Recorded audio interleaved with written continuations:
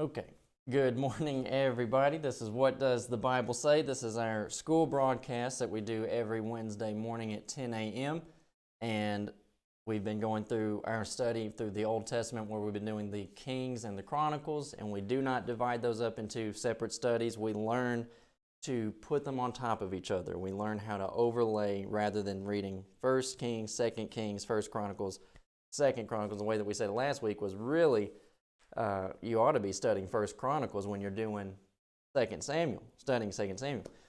And so in the same way, we're going to do that with the prophets. It just doesn't make any sense. And I know you've heard this already, but we have to reiterate because some people are joining the class for the first time. It doesn't make any sense to read 2 Kings and then however long later you finally start getting to these prophetic books.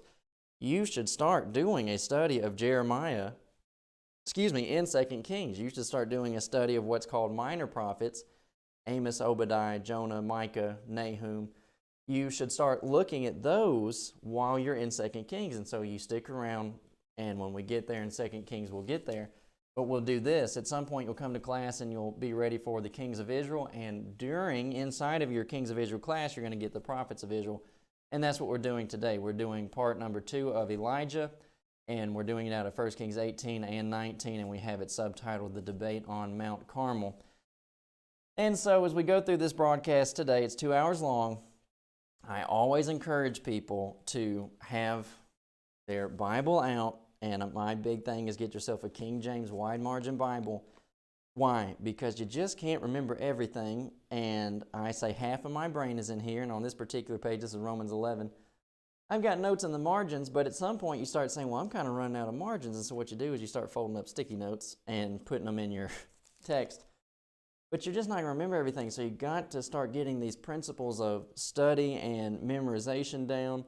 And I tell you this, if you just are one of those people who's always swapping out one Bible for the next, you are not going to remember page placement. And that's a very big deal. If I can't remember the location, like book, chapter, and verse, then I can at least, and I was looking at some passages before we got going, I can at least know what side of the page it's going to be on. And so as we get going, we get started, I'll just give a note to the producer. I've lost my visual over here. And then the other thing is, it's a 2-hour-long Bible class, and so I say it, get yourself a notepad. That's good. Get yourself a notepad, write this stuff down because you're not going to remember everything. If you're watching on YouTube, you get to pause, you can rewind. And I say spending time with your notes afterwards. When I put these classes together, I read the text however many times. My practice is I read the text, I write it down on paper, outline form, then I build my slides, then I come in here and I present the information. And so the way I say it is that's 4 layers that I get to spend with the text, and so all that time of 4 different layers of study is going into my head. Now, if that's what the teacher has to do to get the material, then you're going to have to figure something out to basically create layers for you to remember all this information. Now, this is what we say. This is my contact real quick, 276-806-3641. My email is calebgrobertson@gmail.com. If you email me, we'll get you on the Informer list, which is a 1.5-page long Bible article that comes out every Sunday morning. We've been doing a series on Born in Sin, and then we put some other titles in there too, because we don't just want to spend all of our time on that. So every other week we've been talking about Born in Sin, and then really quickly, let's do this too. Let your friends know about What Does the Bible Say on YouTube. This is the purple-white banner. That's my dad's picture right there, Johnny Robertson. You put in Google YouTube, Johnny Robertson. He'll be the first one that comes up, and your cousin Ted in Wisconsin can be a part of the Bible class. And so this is the reason that we're doing it this way. We say, help you better know your Bible without moving across America. And so it was said to me again the other day, Caleb, if you had to recommend one of the schools of preaching in, the actual physical campus location across the states, which one would you recommend? And I say, I don't recommend any of them. It's just, and I'm saying, y'all, as we go through the broadcast today, it's a political machine. And so we're trying to do this, and it's not like we get any type of extra compensation for working extra hard. We just really care, and we want to try to do the best that we can to put out edifying information. And really, this is the thing that the schools aren't doing for you. They don't prep you to do evangelism, and they don't even prep you to withstand the woes of working with imperfect people in a congregation, and that's going to be a lot of what today's broadcast is about. So we are really focused in on doing personal evangelism in the local community, the real idea of Matthew 28, making disciples. That's the number one goal, is making disciples. And 2 Timothy 2:2, the idea is you ought to be teaching people to teach other people, and you ought to be getting experience in your own backyard. Now, before we get going, we're in 1 Kings 18, 1 Kings 19. Here's another quote. This is a new quote from a book called The Pleasures of Reading in an Age of Distraction. If you haven't caught on yet, I am really a promoter of reading books about books. And the reason I say that is because they are helping you see big picture of why I read this stuff anyways. And so this person makes an illustration that basically everybody can understand. Look at this. Adler wrote a book called How to Read a Book. Adler's guide to reading was to reading what Charles Atlas' dynamic tension program was to bodybuilding. A common sense, practical program for the average American with some do-it-yourself gumption. There are passages of exhortation on how to read a book that sound quite a lot like Charles Atlas that says this: with nothing but the power of your own mind, you operate on the symbols before you in such a way that you gradually lift yourself from a state of understanding less to one of understanding more. This is the intellectual equivalent of Atlas' dynamic tension approach to bodybuilding, which rather than using weights, pits muscle against muscle. Now, my big thing here is this is what we said last week in our Bible class. From 1 Kings 17 to 1 Kings 18 is only 24 verses. But we have to recognize as we're reading the text, as we're reading the Old Testament story of Elijah, 3 years happens in that span of 24 verses. You don't think about it that way. You just blow through 24 verses. But then me, we do say the older you get, the faster time goes, and time sure flies when you're having a good time and all that. But in reality, somebody said life is long. And sometimes it drags out, and you're looking ahead and you say, man, 3 years from now. Especially people are talking about election cycles. You say 3 years from now. 3 years happened in 24 verses. And so when this person says, gradually, you are bringing yourself up from a state of understanding less to a state of understanding more. It's gradual. You have to stick with it. A lot of my brethren, we've said that in the past, they don't have stick-to-itiveness. You got to be a consistent student of the Bible. And I don't believe that you have to go to seminary, school of preaching, Bible college to be a good student of the Bible. And in all honesty, if you are in a congregation that has elders, you ought to be able to talk to your elders and say, look, I want to get really serious, and I need y'all's help. And if they won't help you, then you're getting an understanding of where you are. Then you have to start asking the question, why am I making a contribution to this dead congregation?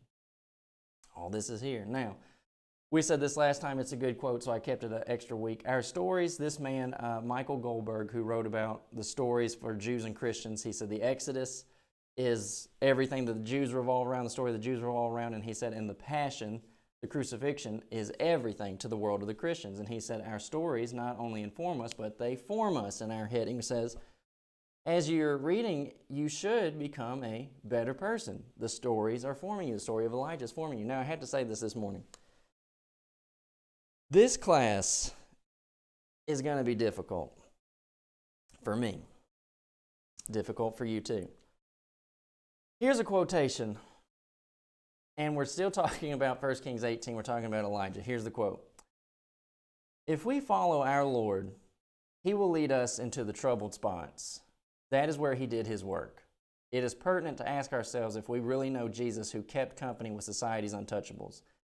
Unless people dress right, smell right, and talk right, we do not cotton to them. And so it is proper folk that make up the congregations. Would Jesus, the Galilean revolutionary, really be welcome among us? And in our vision of Him, do we not remake Him into our image? It is hard for us to realize that according to middle-class American standards, He was not a nice man. But He was a concerned man. And it is concerned men that change the world. Now, I have that next to Matthew 16, 13, and 14. Jesus says, who do men say that I, the Son of Man, am? And they said, some say that thou art John the Baptist, some Elijah, and others Jeremiah or one of the prophets. And so our point last week was you can't afford to not know Elijah, because the book of Malachi says that John would come in the spirit of Elijah. And then when asked, who do people say that Jesus is, Peter says back, well, some people say you are Elijah. These three characters in your biblical story, they all share something in common. This morning we're going to talk about it, and it is controversy. Now, some people, and I have to say this too, I've said this to you in the past, I read just about everything. I obviously have my limitations. There's so many hours in a day. I've got other stuff that I need to do, but I'm saying as far as what's on my table to read, I will read just about anything. And so someone who's watching this broadcast and you see this quote, you might say, well, who's this coming from? Jesus wasn't a nice man. And it's like folk like to dog on people who are not in their particular circle. So some people might say, well, this is one of them Foy Wallace quotes. This is one of them Ira Rice quotes. This is one of them J.D. Tant quotes. This man who said this was one of the biggest noted liberals from the 70s to the 90s, and his name is Leroy Garrett. Now, if you're looking at the Bible and you're just reading, and I'm saying this is why I say that, you wouldn't expect a liberal to say that, would you? And people who hear me read this quote, they say, Caleb and his stick-in-the-mud conservatism. I'm trying to talk to you about that today. That's why I say this class is going to be very difficult. This class today, as we look at Elijah in 1 Kings 18 and 19, I got to tell you, I'm not going to spend so much time reading the text with you. If you are a regular participant in this Bible class, you should be reading the text for yourself on the outside. But what I am going to do is I'm going to talk with you about the text, and I'm going to talk about the application from the text. And this conversation that you and I are about to have is one that I wish my teachers would have had with me in school. They did not. And they did not give me a realistic presentation of what to expect when I left school. So now, right away, someone who's watching this broadcast, you might say, well, Caleb, I'm not a preacher. I'm not going to be a preacher. And you say, and let me say this to you also, you may not be in the pulpit, but you better be an evangelist. Every Christian has the mandate to be evangelistic, so you got to be talking to lost folk. And I have comments in this class for you. You may not be in the pulpit, but if you start practicing personal evangelism in your local community, within the local congregation, they're probably going to start trying to put their thumb down on you. And you don't have to be salaried. This class is for elders, and you say, I'm not an elder, but let me say this to you. Are you a member? Do you inhabit a congregation that has a full-time preacher and has elders? Then you need to hear this conversation so that you are learning how to interact with these characters, these players that are in the congregation. The other thing that this class deals with is basically, why do we have so many preachers who preach for a while and they quit? And that same question is asked in another realm. Why is it that so many preachers, they take jobs, they move around every 2 to 3 years, and then at some point they just totally quit? Why is that? And then someone else comes in and they say, well, the same question in a different way is, why do all of our young people seem to leave? I'm going to talk to you about that. Why do all the young people leave? Why do all the preachers quit? The discussion comes out of 1 Kings 18 and 19 with Elijah. Now, how do you feel about this? Jesus was not a nice man, but he was a concerned man, and it is concerned men that change the world. Now, here's why the class is going to be particularly difficult. When you read your New Testament, there's a lot of people in your New Testament, even though we only know Jesus, Peter, Paul, James, and John. There are the apostles. There's Timothy, there's Titus, there's Silas, Barnabas, John, Mark, Luke, Phoebe, Priscilla, Aquila, Andronicus, Amplius, Urbane, Apollos, Stephen, Stephanas, Fortunatus, Tychicus, Epaphroditus, Onesimus, Philemon, we don't have him up there, Aristarchus, Demas, Alexander, Hymenaeus, and Philetus. You got all these different names. Who is it that loves to have the preeminence? Diotrephes in 3 John. There are a lot of players inside your New Testament text. And so if you came into a particular Bible study, you came into a New Testament Bible study and you're studying the epistles, it would be nothing to be hearing about these different names. And a lot of people would sit in the pew and say, I don't know who any of these people are. And you can't keep up when you don't know the players. when you read a play by William Shakespeare, the first thing that you have to do is, before you get to page 1, every playbook has a list of who the characters are and what their significance, what their role is in the story. This guy's the king, here's his son, here's his nephew, and he's fighting with the son. You have all these people laid out in list for the characters, and so here's my thing. I'm going to be talking about a lot of people today, and you probably won't know a lot of them, and some of them you might. But I am talking about the dynamics, and I'm using 1 Kings 18. Now, let's just do this, and I'll start showing you how we're going to do it. When you get in your text and you read Kings, Elijah, be honest. When is the last time you had a Bible class on Elijah? When's the last time you had a Bible class in the local congregation on the Kings and the Chronicles? Very, very rare. But I have to say this, there has to be a why behind reading it. And here's my thing. You go to school, you learn a trade. Why? I was really interested in welding. I don't think so. You learned a trade so that you could make money. That's it. Now here's the next one. You study nutrition. You want to be healthy. You start looking at and you take some time. And some people, when they get serious, they spend a lot of time checking on nutrition and ways to fix some of their problems. Good for them. More of us need to do it. I had to clean myself up, my diet up, when I got my stomach problem. So you learn a trade to make money. You study nutrition to help your health. Why are you reading your Bible, your Old Testament stories? You have to think to yourself that there's something in there for me to take away from this that's going to help me to even read it in the first place. Now, a lot of people don't know what the why is. And I'm telling you, you have to ask the same question, why read Elijah? I was standing out on a parking lot outside of a coffee shop with 2 members of the Baptist sect. They're friends of mine. And as we're standing there, it's a man and his wife. And as we're standing there, the wife says, and her husband used to be on staff as like a musical minister for Baptist sects. He no longer is. And as we're standing there talking, his wife just says, church folk are the worst folk. Almost everybody thinks that. And you say, well, you know it's not true because they at least are trying to follow some biblical principles, whereas people in the world are not. So those people would be the worst folk. But you get the point. Somebody would say, well, those people at least know what they're living for, and it's the world and the devil. But then you get these religious folk, and they're hypocritical, and that makes them worse. Maybe. But I want to talk to you today. Why do so many preachers quit? Why do so many young people, quote, leave the church? And what would cause this young lady who is in the Baptist sect to say church folk are the worst folk? And here's my point. You're reading your text on the outside of this class. You're reading it on your own time. 1 Kings 18. 1 Kings 17. We did that last week. Why did all these things involve Elijah? Why does he have to participate in the famine? Why does he have to go to the brook Cherith? Why does he have to travel north to Zidon to be with the widow woman?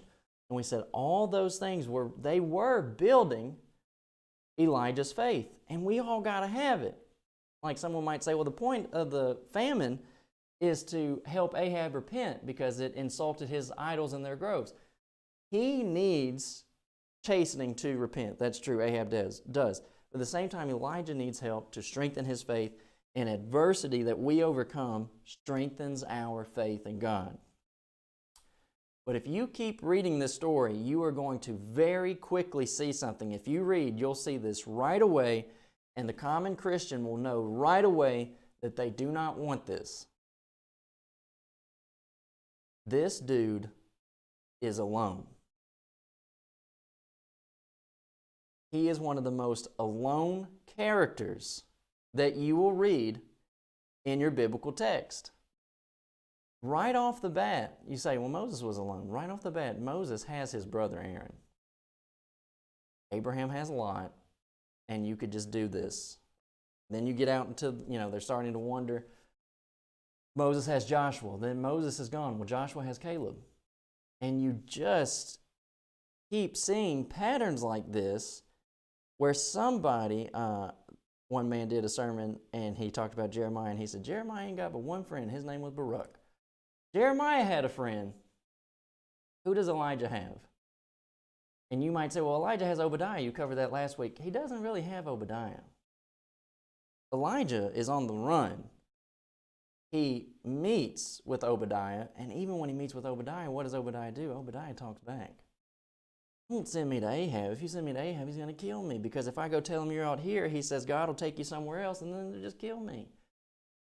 If you read the text, you are going to see this man is following God, he's doing God's will, and he's doing it with, I'm saying, no friends.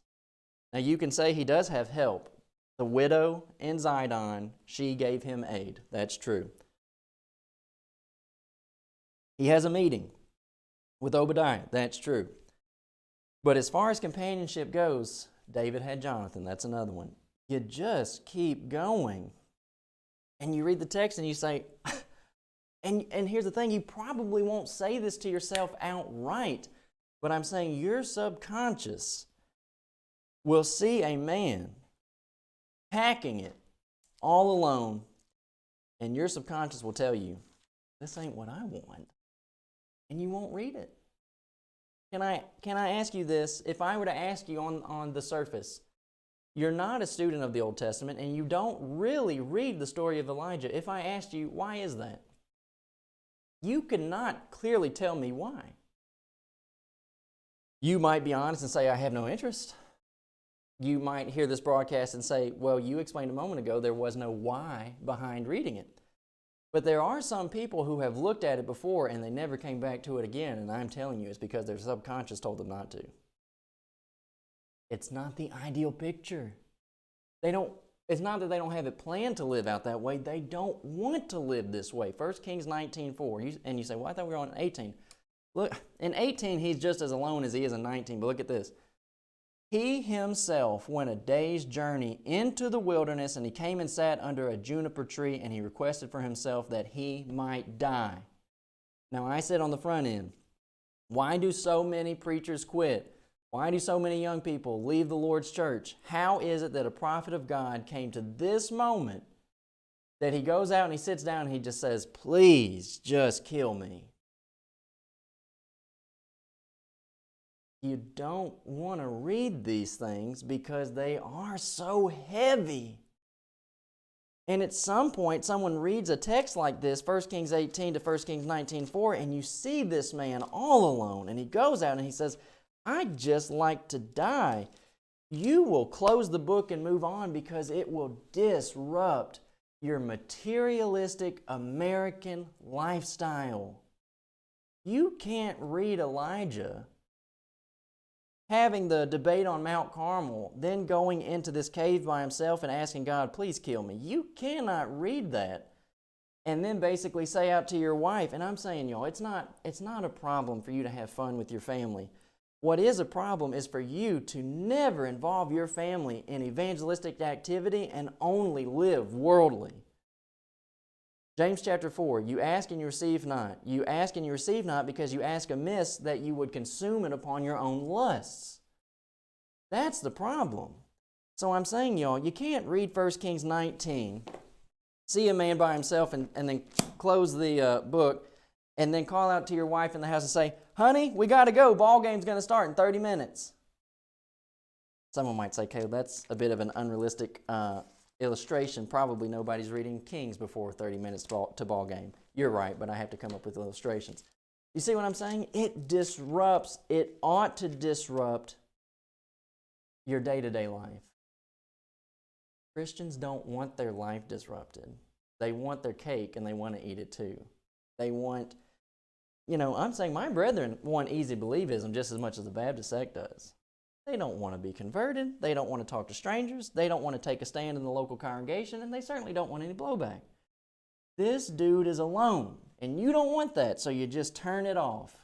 Something on the TV, you don't want to see it, you click, you turn it off. You don't want to see this, so you turn it off. Now, here is my point.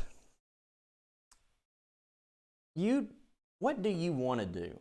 Now, let me talk with you about this. You say, Caleb, I haven't been serious. I've been lukewarm, and I want to get serious. What do you think getting serious looks like? And I'm saying right now, 24 verses, 1 Kings 17 to 1 Kings 18. What do you think being serious looks like? To me, I need to know, are you going to be hanging in at least for the next 3 years? because Elijah was hanging in for 3 years. Now someone says, what do you mean hanging in? Like, am I going to keep attending for the next 3 years? Sure. Are you going to seriously study for the next 3 years? Are you going to talk to strangers for the next 3 years? Are you going to start setting your house in order within the next 3 years? Are you going to change your lifestyle within the next 3 years? No, that stuff doesn't sound good. What people want, when someone calls me, young men call me and they say, Caleb, I haven't been serious, I want to get serious. Do you know what they want to do? They want to get in the pulpit. That is a fraction of the work you ought to be doing in the pulpit. And I'm sorry, and I'm saying this now. These John chapter 10 hirelings have set an example for your kids that is unrealistic. And that's what kids think. Young people see this fat, lazy preacher who doesn't really know that much Bible anyways. They see these fat, lazy preachers, and the young people say, I don't want to do that. The young people in the congregation who often miss Bible classes for their sport activities, for fishing trips, for hunting trips, you have presented them with no life purpose, y'all. And I'm saying, don't act like young people can't be serious. And here's my point. Young people who don't have a dad, why do you think that young people join gangs? They join gangs for family structure where they feel important. And what are they willing to do for the gang? They are willing to go through all manner of steps to become initiated, and a lot of people will die for the gang. So don't give me this business about your 17-year-old, your 18-year-old just isn't focused on serious things. You know, more times than not, parents say, in another conversation, the parent says, my 17-year-old thinks I'm an idiot. I wonder why. You don't have a serious bone in your body. All you do is go to work, come home, eat, sleep, and it's like someone says, okay, we got to pay the bills. You don't have to be a robot. You need something to live for, and it's the Lord's kingdom, and your young people look at you and say, you don't have anything to live for, so they start looking elsewhere because they say, my parents tried the church and it didn't fulfill them. Let me tell you, 17, 18, 19, college-age kids, your parents haven't really tried New Testament religion. They've tried tradition, and no, tradition doesn't work for anybody. But real New Testament Christianity and seeing the Old Testament saints, it will work for you. Now, here's what I'm saying. To get things done, what do you want to do? What you want to do is you want to make disciples. That is what you want to do. You want to go out, and y'all, it's not glamorous. Can I tell you what door knocking is like? I've taken people door knocking in other states, and they told me when we got on the street, they say, okay, this is the first time I've ever been down here. They've been Christians for years.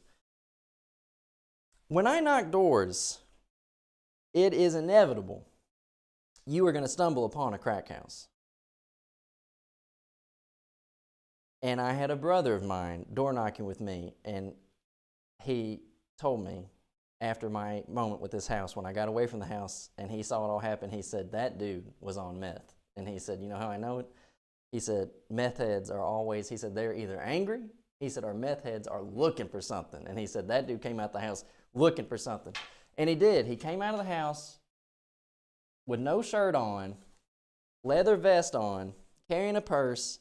I'm standing in the driveway talking to some woman who is equally on drugs. And the dude gets right in my face and he goes, oh, you cute. And I just, okay, thank you. I give the literature to the woman, I move on. And I'm saying, y'all, that's not glamorous. And that's where somebody says, you know, meth head, not queer, whatever that dude is, he ain't getting in my face. God loves that man.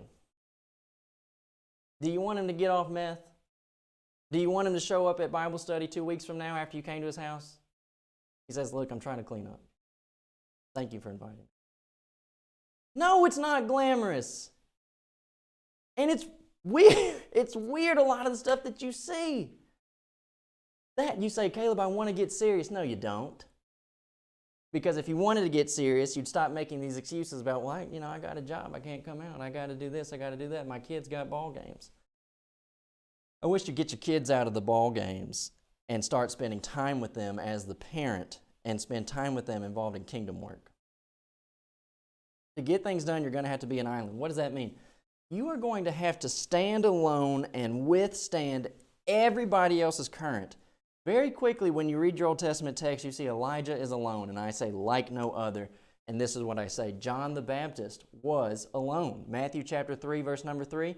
For this is he that was spoken of by the prophet Isaiah, saying, the voice of one crying in the wilderness, prepare ye the way of the Lord, make his path straight.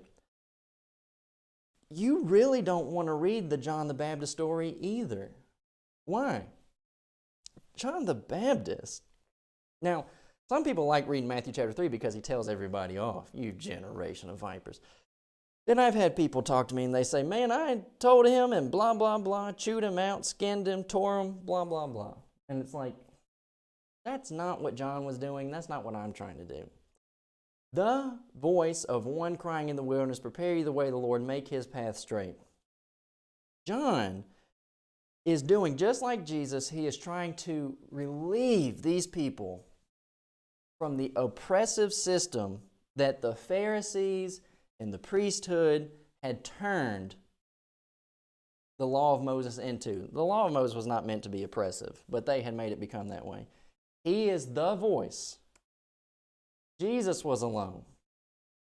Mark 14:50, this is in the garden. He's just been arrested, and the text says, and they all forsook him, and they fled. The one commonality between Elijah, John, and Jesus is they were alone. You look at, let me go back over here to the book of Mark.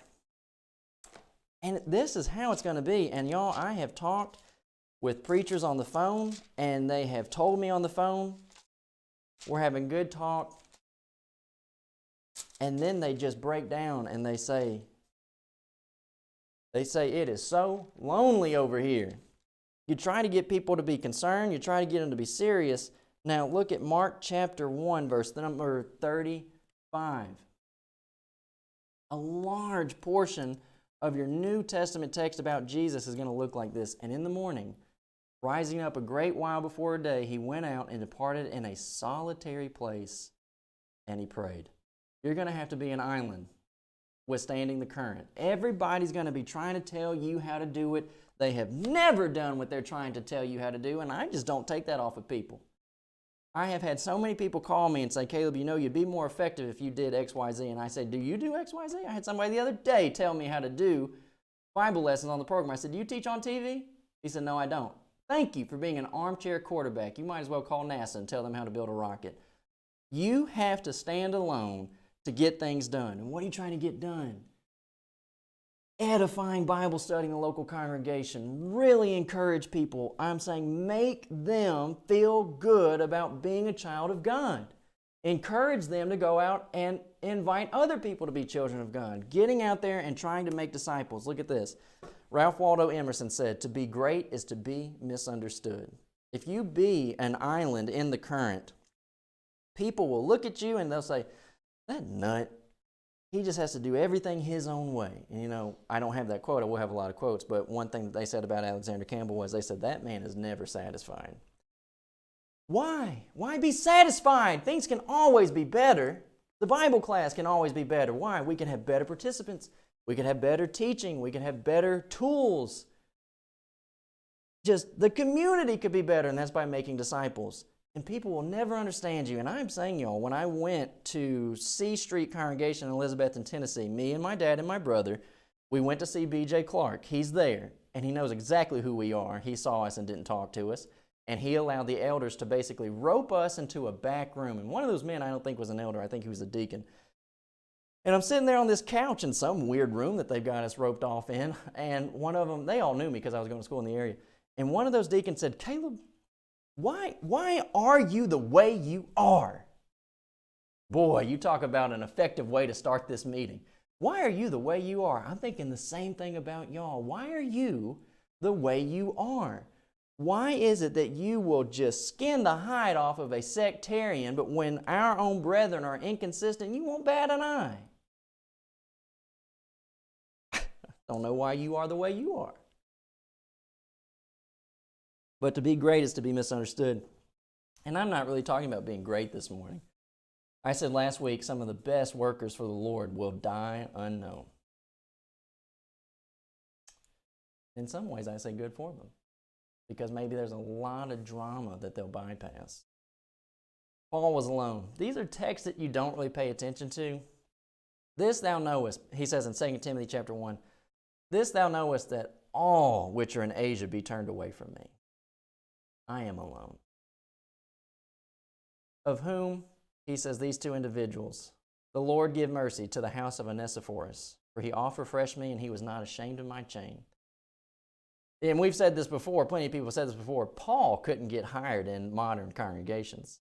He's been to jail. You're not going to hire somebody who's been to jail. And there were brethren back then who were ashamed of him as much as brethren today would be ashamed of him. Now, this is where someone's going to say, Caleb, they weren't alone. You're wrong. They weren't alone. Okay, and I'm fine.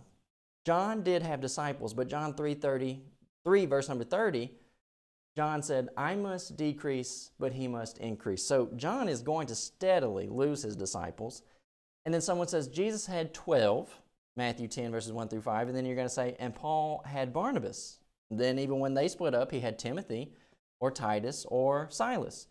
So you say to me, Caleb, no, you're wrong. These men weren't alone like you're portraying. You know what? You're right. They weren't alone. They were in small groups. But you don't like small groups. You would never be a part of a small congregation.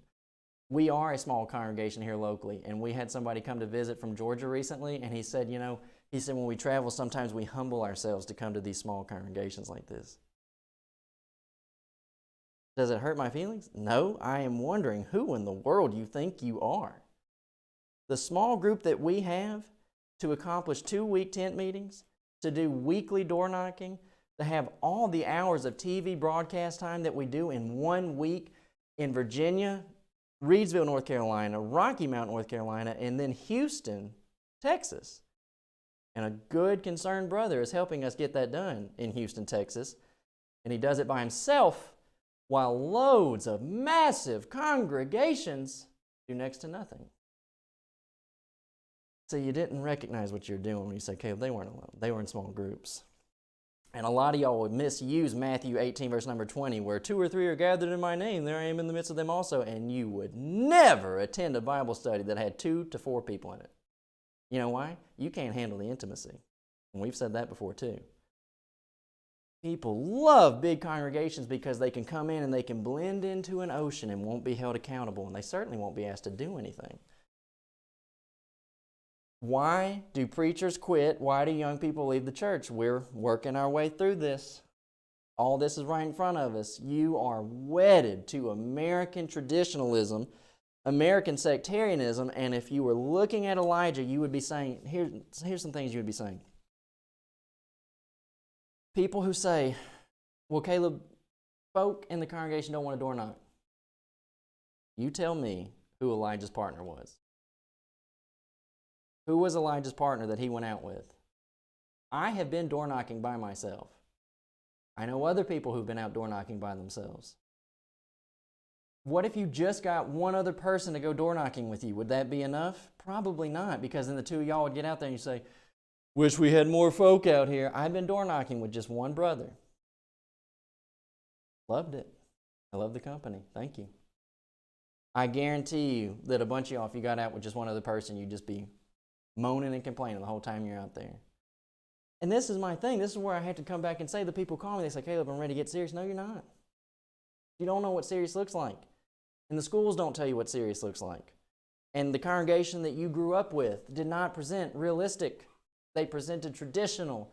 What they basically did was, you grew up in a congregation, and if everything was honest and open, they would have had on a chart and they would have said, this is our 40-year plan to die. How? No church discipline, no evangelism, and we send all the money into the schools. We fire preachers regularly, the schools send us a new preacher. If everything was open and honest, the congregation that you grew up with would put on the wall, this is our 40-year plan to die. You don't know what serious is. So I have to take a moment. I got a host of books in here with me today, and someone might say, Caleb, I get it, y'all. Can I make a statement or a request that I meant to make at the beginning? Can you pardon my youth? I get it. But can you give me a break? I'm very confident. I'm saying while I am a youth, I am very confident that I have read more historical data than a great number of my seniors.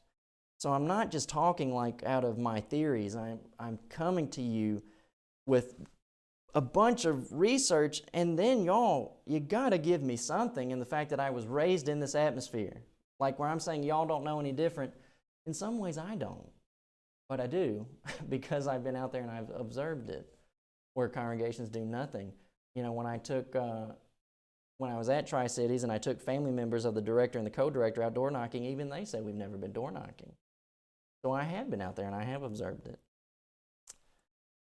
Someone at this point says, Caleb, I don't get this. You're supposed to love the brotherhood. I do. 1 Peter 2:17, and I had to say this a moment ago too. Look, it's something. These are my teachers, right? You say, well, I want to go to school and I want to have teachers. You know, you can be taught, if you want to, you can be taught by Thomas Warren. Is he dead? Yeah, he's dead. Do you read his books? You say, oh boy, I would have loved it. Late 80s, early 90s, I would have loved to go to the Tennessee Bible College and be underneath Thomas Warren. Well, he's dead, and you don't have a time machine. But you got his books and you don't even read them. Logic in the Bible. I recommend this. You ought to think logically. So these are my teachers, and I get their perspectives. I get a lot of historical perspective. Jesus as a controversialist. This is from 1911. History and Rise of the Progress of the Baptists in Virginia. This is from the 1800s, and even before that, the man who wrote it was in the 1800s, and he is documenting things that happened before then, and they will discuss Alexander Campbell and the controversy in here. Read this. Eric Gates, Early Relation Separation of Baptists and the Disciples. I don't know what year this was written. Let's see if it's in here. 1904, originally published in 1904. These are my teachers. So, and I love them. And I love you. And did a moment ago I call your preacher fat and lazy? Yeah. That doesn't mean I don't love him. I wish he did better. Do I think your elders are unqualified? Probably. Do I love them? Yeah. I wish you had fantastic elders. It's not the problem of I don't love people. 1 Peter 2:17, honor all men, love the brotherhood, fear God, honor the king. My problem is you don't know what it means when you're saying brotherhood. When the Bible says brotherhood, you want me to love parties and circles and sects. And that's not what the New Testament says. Now,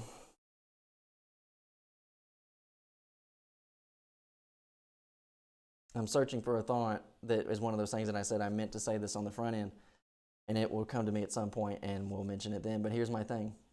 I love them, but this is what I don't love. I don't love the politics that goes on. And really, what you are thinking about doing when you're saying, I want to get serious, what you're thinking about doing is getting swept up into a current of politics that at some point you will drown in. What are we talking about? I am talking to you about what 1 Kings 19, verse number 4 ought to do for you.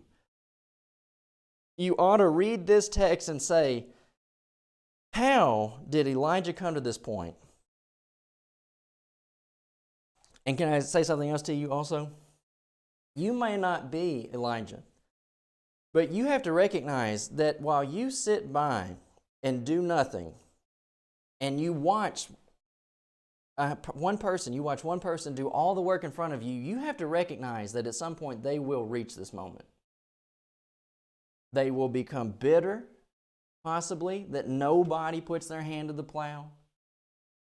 They will be bitter, and this is how it goes, y'all. What do they say? 20% of a congregation does 80% of the work, and if you're being realistic, it's 10% of a congregation does 90% of the work. And basically, if a congregation grows, then that just means more work gets heaped on one selection of very few people. And that's usually how contributions go too. It's not just workload, it's usually contributions. You might have a handful of wealthy, well-to-do people in the congregation, and everybody just says, well, they'll pick up the tab. If you don't help the people who have a mind to work hard, they will burn out. And you say, but why? This is why. They have spent a 3-year window alone. They have spent longer than a 3-year window alone. And y'all, I do have to say this to some preachers. Some of y'all allow these people to mistreat you, and that's your own fault. You got to stand up for yourself, man. And here's basically what I'm saying. Y'all know that I'm on support, and I have had phone calls from supporters where they basically start jingling on the phone. They start trying to jingle the purse chain to me, and I just tell them, look, if this is coming down to support, I said, we can still have this conversation, but just count yourself as not supporting me anymore, and that's fine. And I said, but we can still talk. I said, but I'm not taking your money anymore. And they go, oh, no, okay, no, we weren't thinking about that. Yeah, you were, because we were having a Bible conversation, and then somehow we got on money. You need to stand up for yourself more. And I'm saying you can beat this stuff back. Now look at Matthew chapter 20, verse number 25 and 26. The way I said jingling the purse chain, you say, Caleb, love the brotherhood, and I'm saying back to you, you don't even know what the brotherhood means. I can say about the brotherhood, I can make this statement. Everywhere on this globe that God has a child, I have a brother or sister. And some people will not like that because it's not detailed enough. What do you mean by that?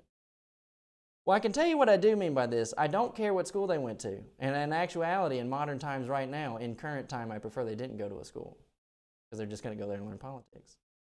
What you want to do is you want to know who's their favorite preacher. You want to know where they went to school. You want to know what papers they subscribe to. We don't have papers anymore. But back in the day, YouTube channels. You subscribe to What Does the Bible Say on YouTube? I don't know that this is going to work. That's how people will do you. And I'm saying, y'all, how do you ever expect people to change if basically when we come together, it's always these parties that make us conflict?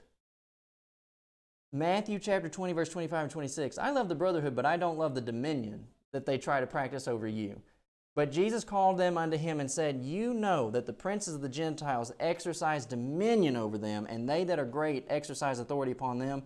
But it shall not be so among you. But whosoever will be great among you, let him be your minister. You know, I can't come up with every scenario under the sun, but I can tell you a number of times where I have seen this. They practice dominion over you. Local congregations, they can go 10 years without withdrawing from somebody. But in a moment where one member basically spots the eldership as being inconsistent, and they bring it to the eldership and they say, this is a problem. Do you know what the elders will do? The elders will withdraw from them. And you can say to them, and it won't make a lick of difference. You say, y'all haven't withdrawn from anybody in 10 years. And then you make this statement. You say, and y'all also don't even withdraw from people while they're still here. What people usually do is, what elders do, is people, they get mad. They leave the congregation, and once they have exited, the elders then say, now that they're gone, they're out of fellowship.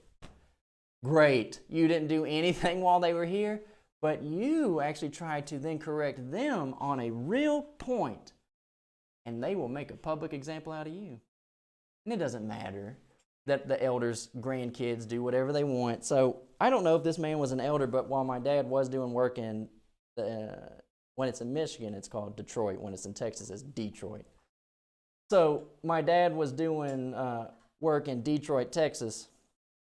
And I don't know if this man was an elder, but he was a member of the congregation. And he had a homosexual daughter. And you know, someone says, well, Caleb, if the daughter's not a Christian, what can he do about it? I get that. But here's the thing. The daughter would bring her lesbian partner home, and they'd share a bed in his house. And everybody knew it.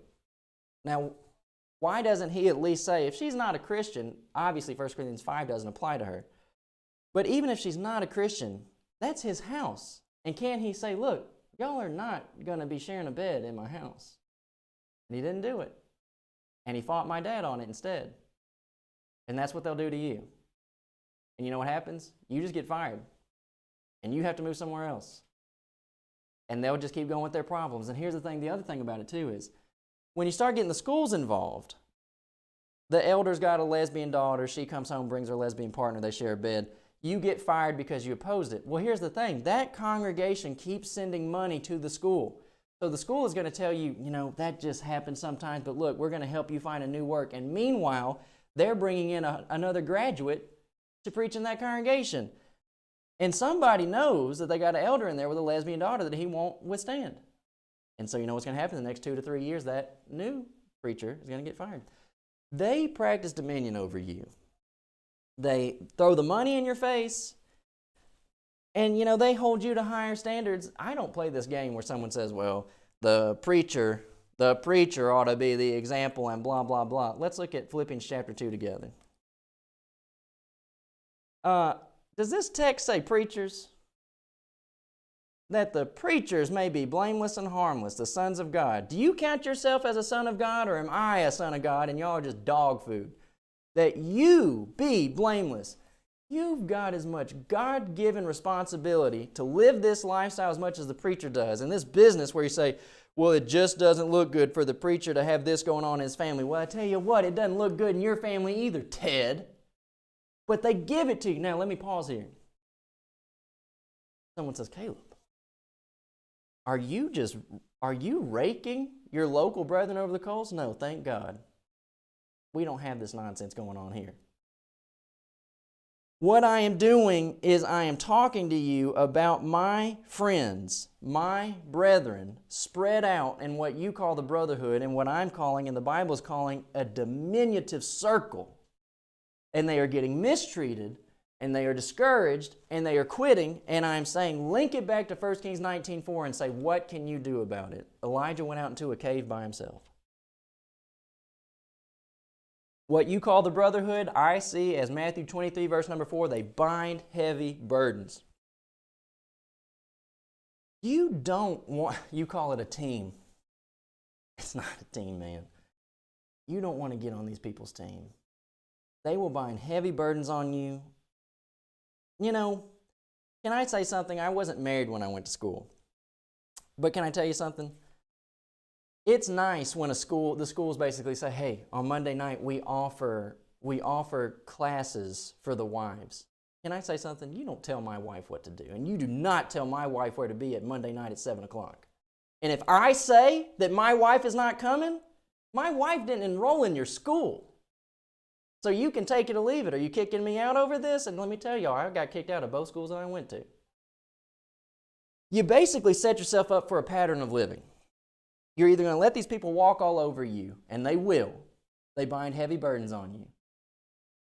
Caleb, you just can't get on here and talk about brethren this way. Have you read your Bible? Who is Elijah talking to in 1 Kings 18? This is a Jew talking to a fellow Jew, and I tell you what, somehow it got printed down in the Bible, and the world has read this story. You don't tell my wife what to do. And there's just all kinds of stuff that these schools will do to you. And, you know, I don't know what they were doing, but I just told them no. When I was at Memphis, they had this new thing of they wanted you to tell the school who all your supporters were. And I went in and first I told the secretary, and then they set me up with Bobby Liddell. And I said, the school didn't raise any money for me. I raised my own support. And I said, I'm not telling y'all who my supporters are. He said, okay. I tell you what they want your supporters for. They want to know who to work once you graduate. In the meantime, you're in there, you're under their thumb, they're telling you where to go. You know, there are some people that are going to the schools, and they don't want to go to Freed-Hardeman lectures. And we didn't either. And they told us, you got to. And then when we got to the Freed-Hardeman lectures, B.J. Clark said, you know, you don't have to attend any of the lectures. He said, but try to just not stand in the bookstore all day. If we don't even have to attend any of the actual lectures, why did we drive to Henderson?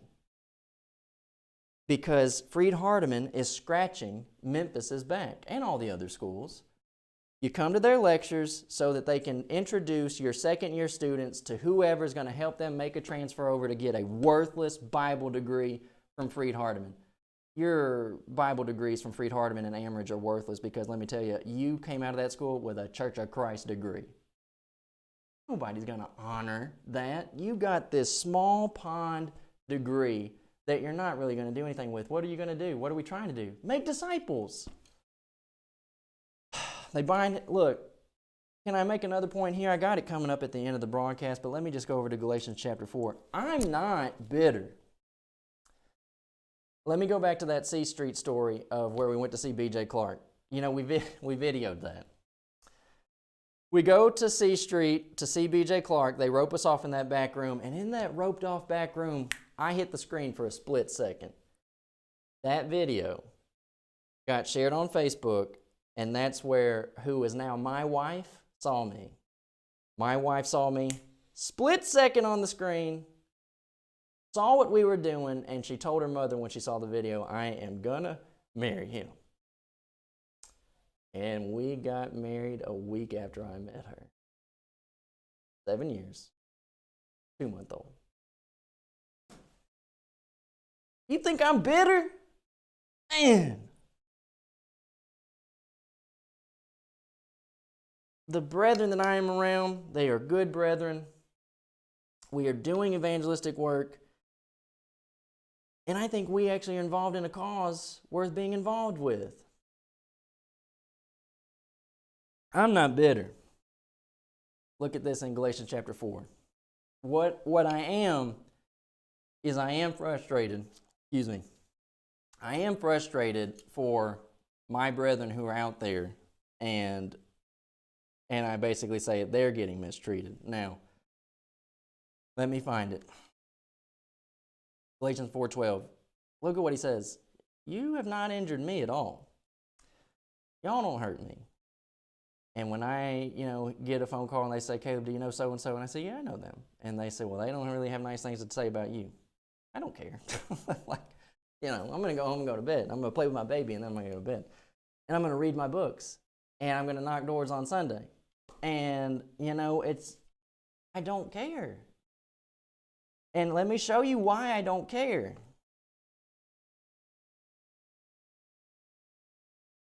Remember what we said earlier, you're going to be misunderstood if you do stuff like that. Look at 2 Chronicles 25:9. This is why I don't care what most of these people say about me.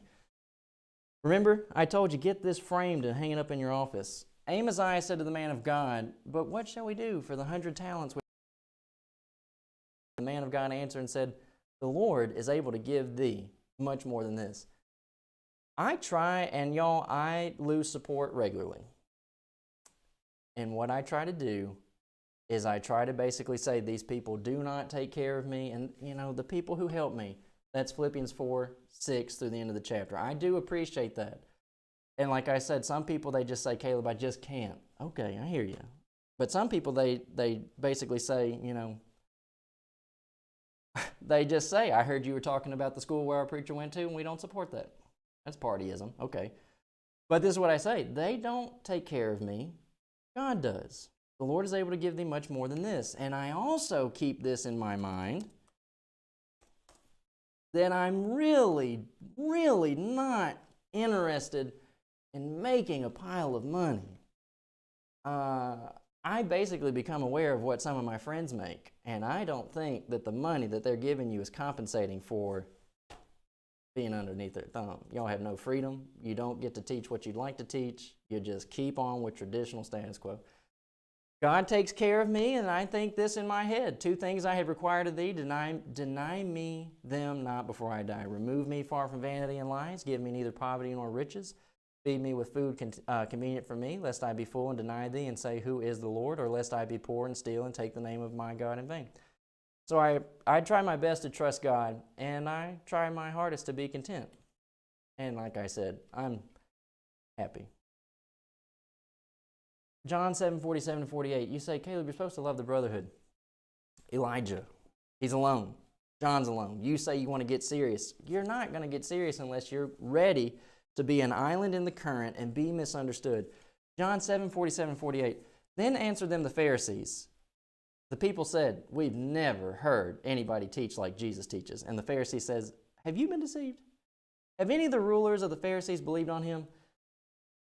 I get these phone calls from folk, and they start talking trash about somebody. And they say, well, Caleb, that's not what brethren have always taught. You think you guys are Eastern Orthodox. The church gave you the doctrine.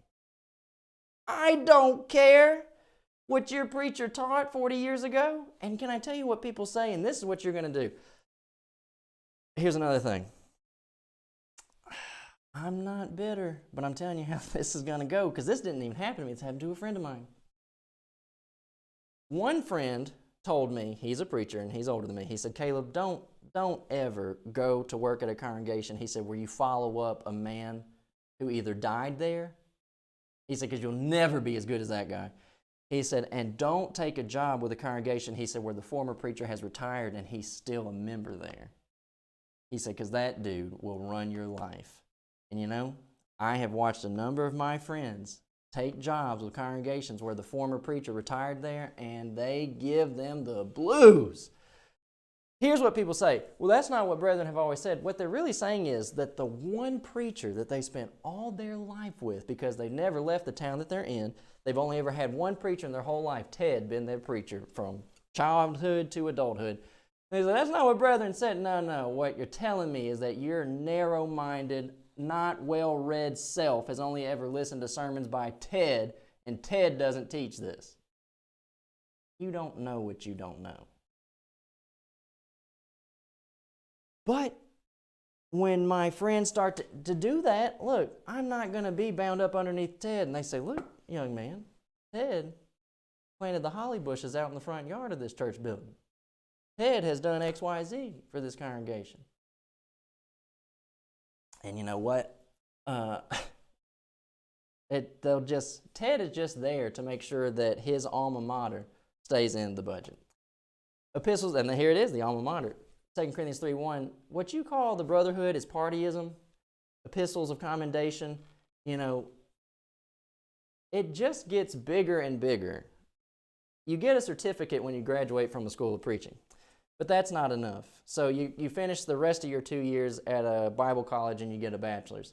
But then congregations say, well, really, we don't just want a bachelor's. We want you to at least have a master's.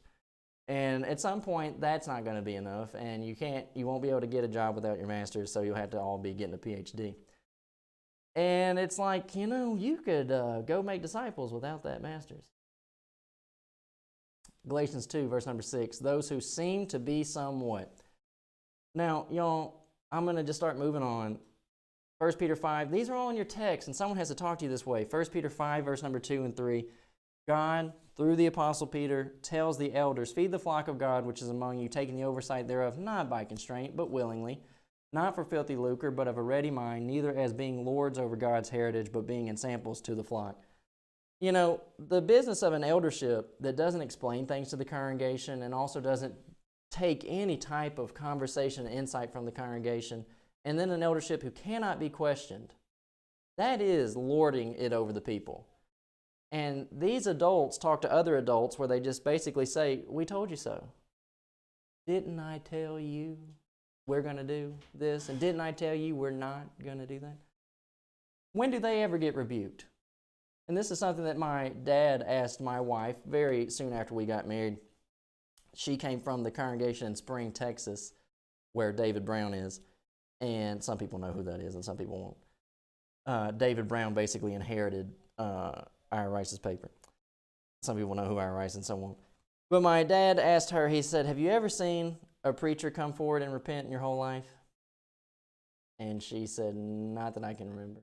And he said, have you seen any elders come forward and repent? And she said, not that I can remember. The brethren here have seen the evangelists openly repent. And it's like, I had a teacher, our Greek teacher at Tri-Cities was saying that, you know, if the elder's wife has any type of misgiving, he's now disqualified. Number one, he's not even teaching 1 Timothy 3. He's the Greek teacher. And I said back to him, I said, she's not the elder. I said, but you're now saying that she has to be perfect all the time. I said, so you think that the elder has to be perfect all the time? And he said, well, if not, he said, they don't have a good example. And I said, wouldn't the good example be to repent, take care of it? And he said, I would expect them to resign. Unbelievable. Binding heavy burdens, lording it over the people. Now, I have concluding thoughts, okay? Someone might say, well, it sounds like, Caleb, you're just coming on, you're talking trash. No, what I'm doing is I'm trying to show you that this is what's out there. Because a lot of y'all, what you think is out there is like, a lot of these stories are very sad. My dad has a friend of his, and they've been friends since at least the 80s. And he got his PhD. You know, he stayed preaching congregations for a number of years. And at some point he told my dad, he said, Johnny, I expected by now that a school of preaching would have asked me to come work with them, and they haven't. My dad told me that, and I said back to my dad, that is really sad. Not on the basis that like it hasn't happened for him. I said, but that's basically what he spent doing the last 20 years doing. Just waiting. You could have been making disciples in the last 20 years. And my brethren aren't interested in making disciples. My brethren are interested on getting on a meeting tour. You make extra money. You get a salary as a located preacher, and then you go on a meeting tour and you make more money. But you're always talking to the same old saved people, and they don't invite anybody. This program that you got going, you remember earlier I said I read just about everything. This program that you have going, partyism, the alma maters, the schools, the favorite preachers, the what have you, you don't like liberals, but the way y'all just keep mistreating people, you create liberals. Now, here's a point. You might say, Caleb, what you're doing right now, like you think you're everybody's police? No, not really.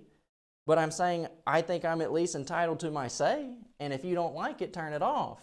But yeah, I think that I do research, I mix and I mingle, I do evangelism, and I basically have spent the last decade seeing how it's going, and then I read everybody's notes. You don't like liberals, but I'm telling you that the partyism is creating the liberals.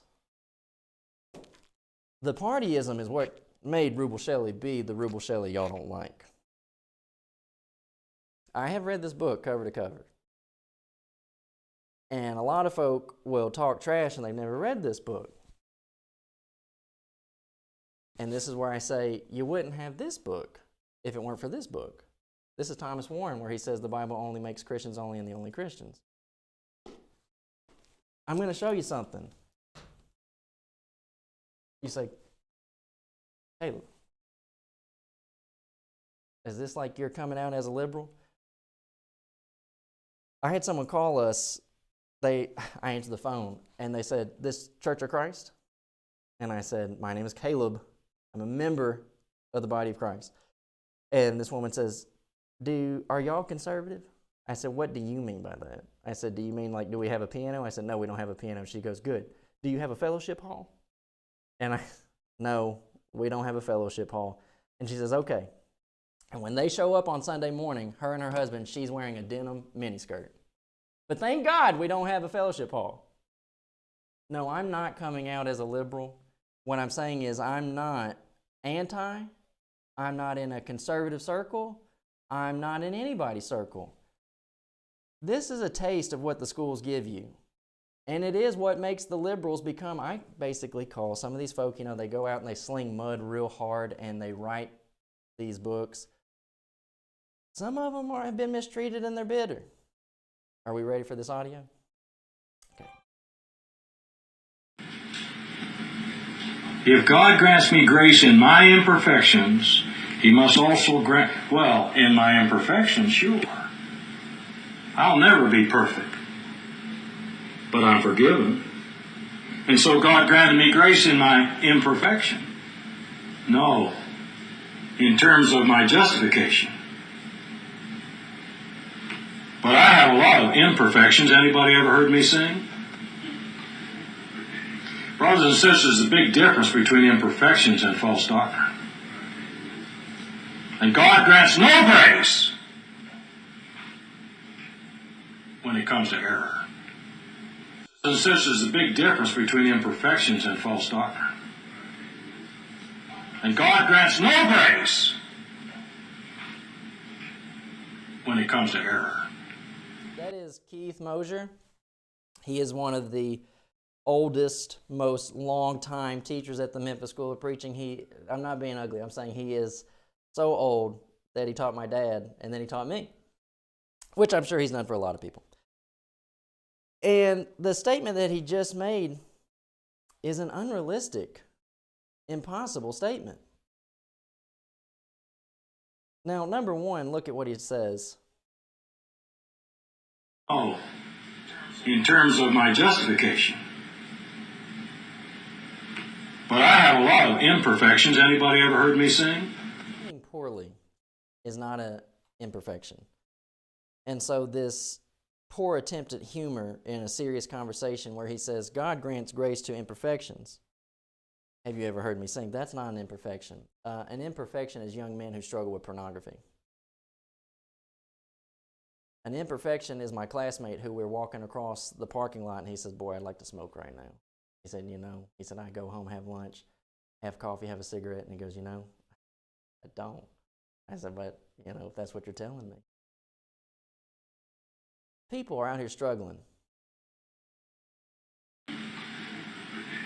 Brothers and sisters, there's a big difference between imperfections and false doctrine. And God grants no grace when it comes to error.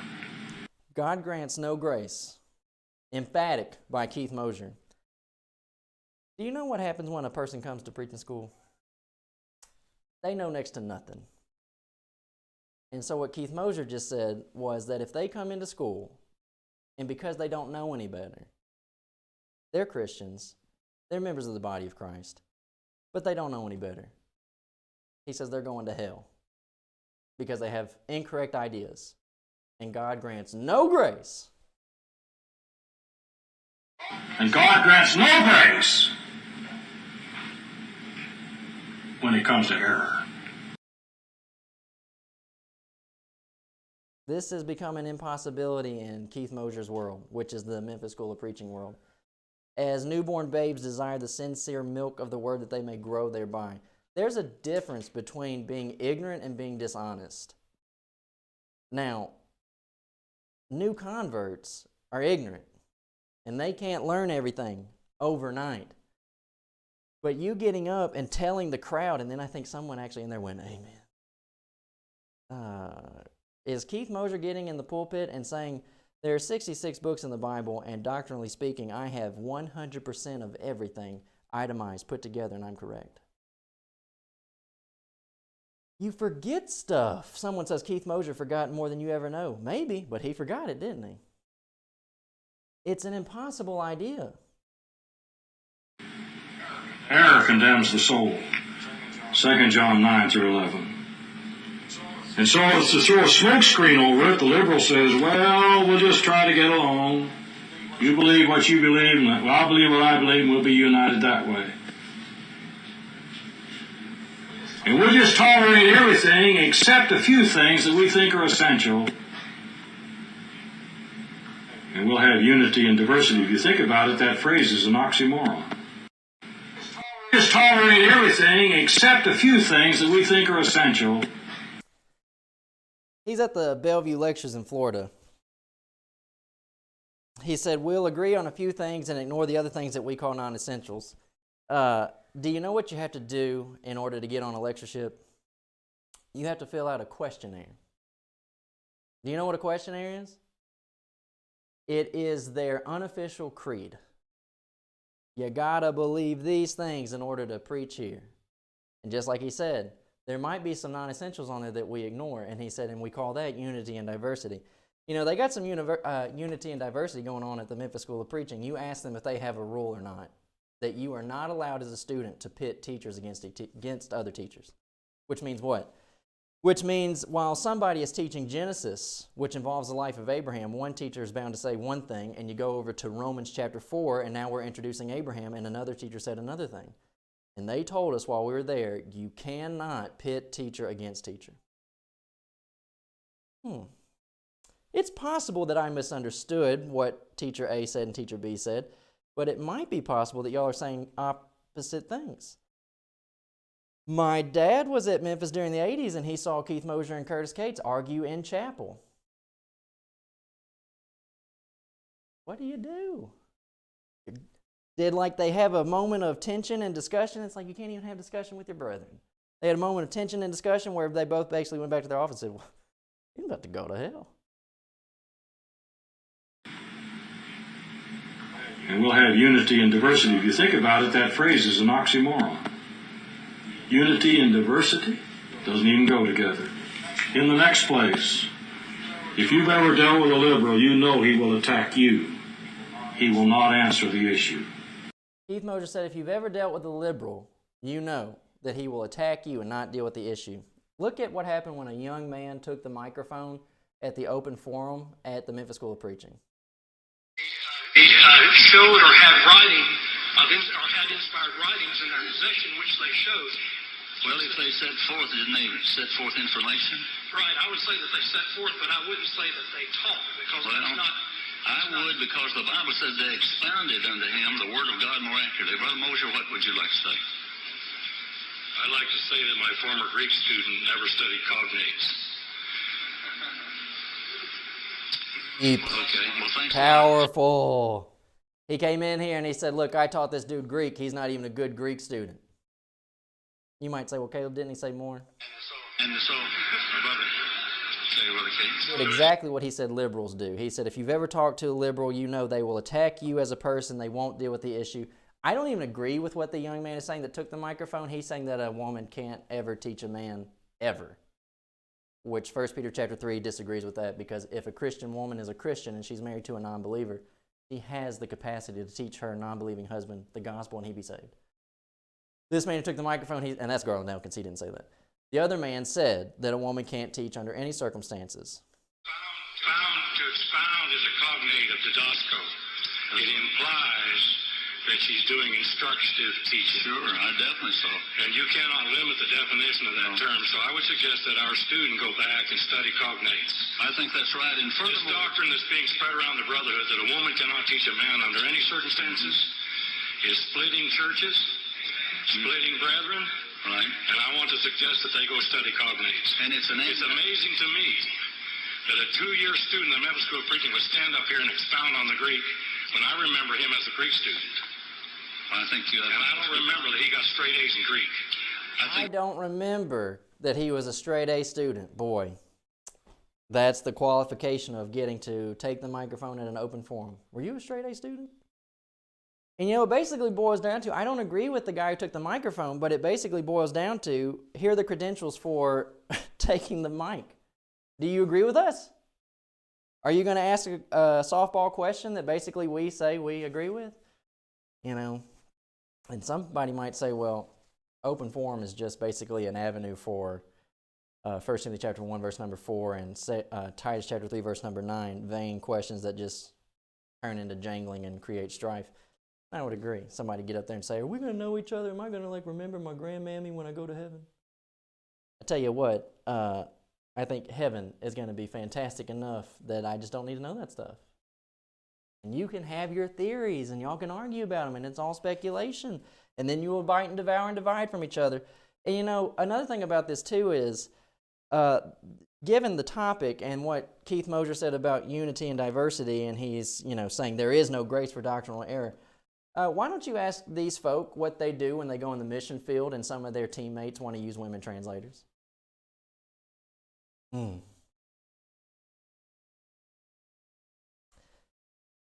The partyism, and I'm showing it to you, the partyism, the biting and the devouring is what creates people who you don't like. Here is an example, y'all. I'm saying,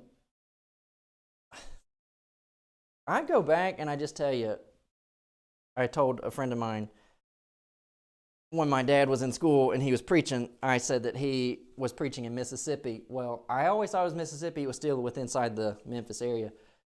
And this friend of mine was asking me, well, where was your dad at that time? From what congregation was it?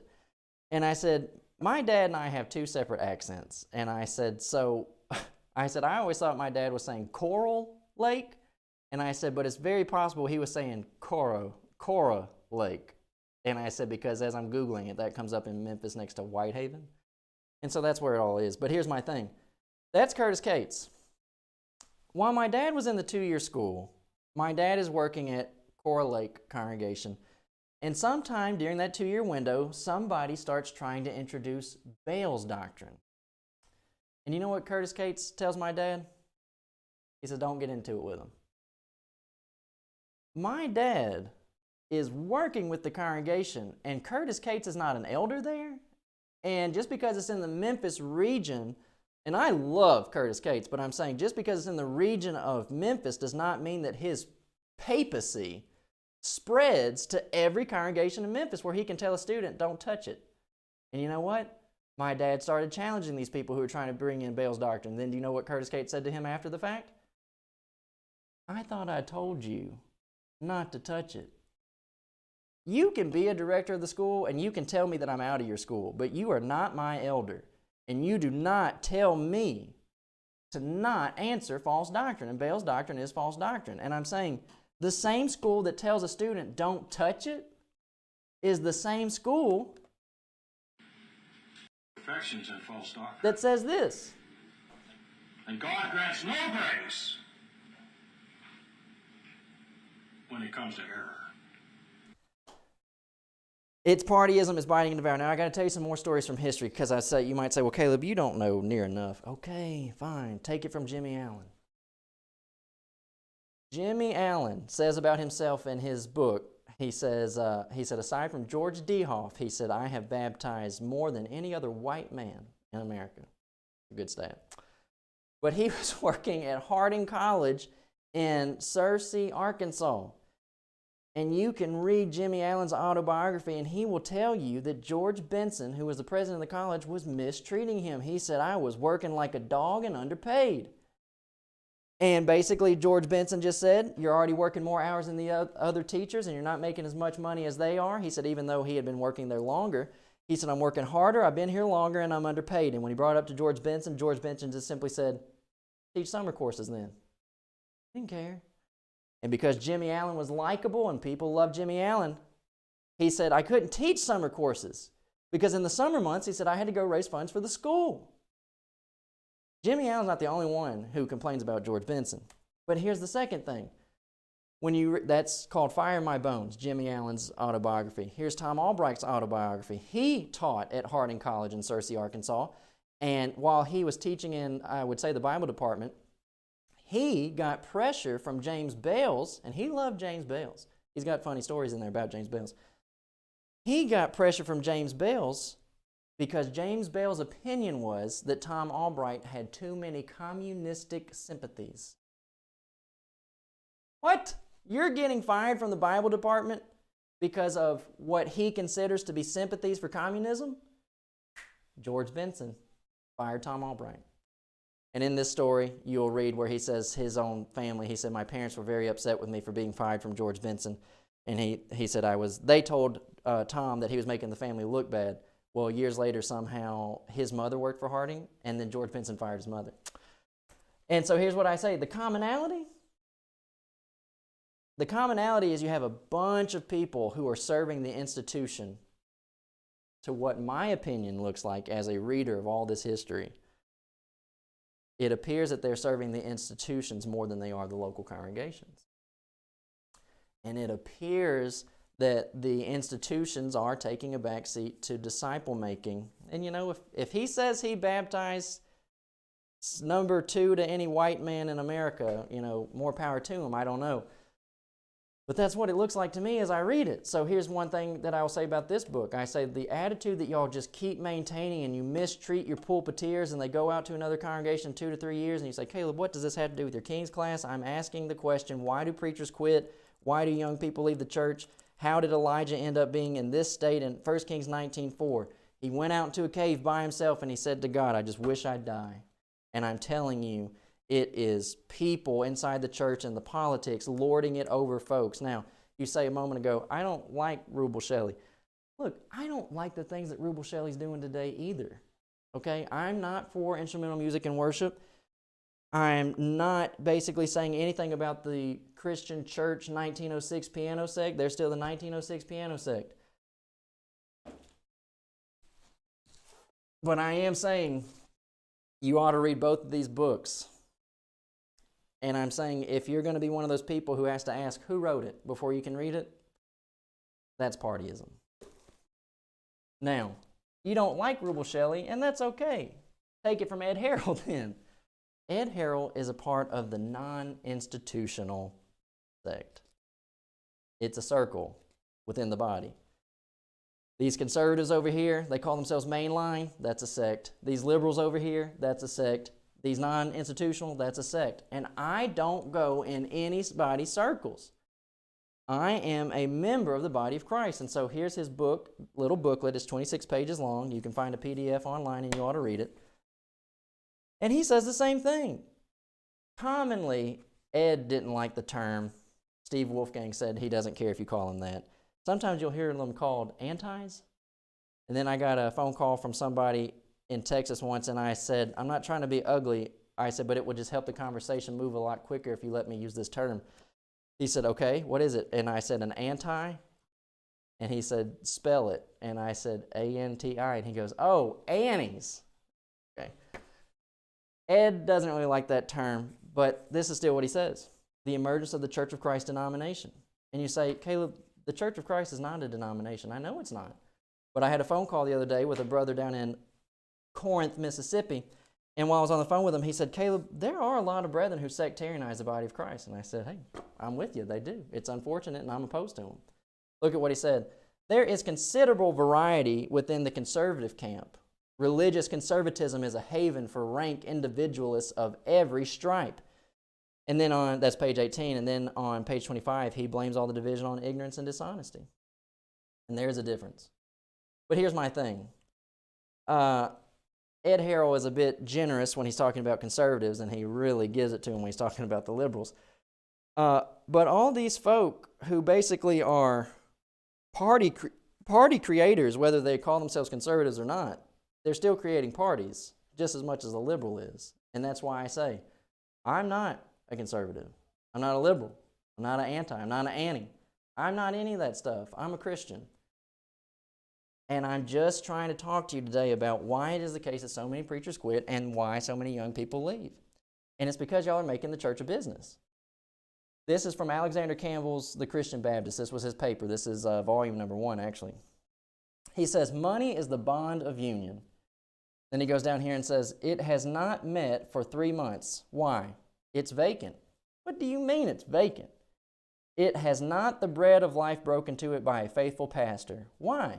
It's weak. They're not able to hire a pastor. Look what Alexander says down here. This is like 1827. No pay, no preach. You think anybody ever fired Paul? You know they were at odds with Paul in the epistles, but do you ever think like they ever sent an epistle back and said, Paul, consider this letter hereby your formal termination. Here he goes again. Every man has it. He's talking about congregations and preachers. Every man has his price. Yes, every congregation has its own taste. You read the Green book, it's called The Eyes of Jehovah, and it's the biography of James A. Harding by Lloyd Klein Sears. And if you read that, and in chapter 4, James Harding will say the same thing as Alexander Campbell. James Harding will say, isn't it something that every time a preacher says, I'm going to a new field with better and greater opportunities, he said it always comes with more money. He said, James Harding said, you never find a man going to a smaller congregation that pays less and then says to the existing congregation, I got better opportunity over there. It's pay to preach. They have their own taste, and he has his price, and he can mold into their particular taste. And let me tell you, these preachers go into these new assemblies the way that when Wesley Simons went over to PTP, he told us the first year he went, he said, I wasn't really happy with the way I performed over there. He said, because they didn't know me and I didn't know them. And he said, I had to go in and Simonize them. That's everybody feeling everybody out. Like, how hard do y'all want it? And then the same thing happened when Michael Shepherd came to the congregation where Wesley is an elder. Wesley's nephew said to Michael Shepherd, why don't you preach harder? The idea was Michael didn't know what the congregation wanted. Let me tell you something. Someone says, boy, Caleb, you're just going through like the line. I'm just telling you what everybody talks about behind closed doors. Good night. These folk get together and they all badmouth one another. When I left the school, I gave Wesley a note and I said, Wesley, I love you. You're the best teacher I ever had. And I said, don't be telling people that I hate your guts, because that would be a very common line that he would use about people that he had his bouts with. Boy, they hate my guts. I do not hate his guts. I love Wesley Simons. I started out this broadcast today telling stories to my producer. I said, I played a song at the beginning of the broadcast, and I asked the producer, I said, you know that song, There's an All-Seeing Eye Watching You? Man, Elvis Simons could sing that song, and their daughter Karen. Beautiful singing voices. I loved them. I do. I still love all of them. That's not what the problem is. You fire the preacher, every man has his price, and every congregation has its own taste. You fire the preacher, what are y'all going to do if, like, you say, hey, look, man, you're terminated. Okay, I'm going to keep my membership here, though.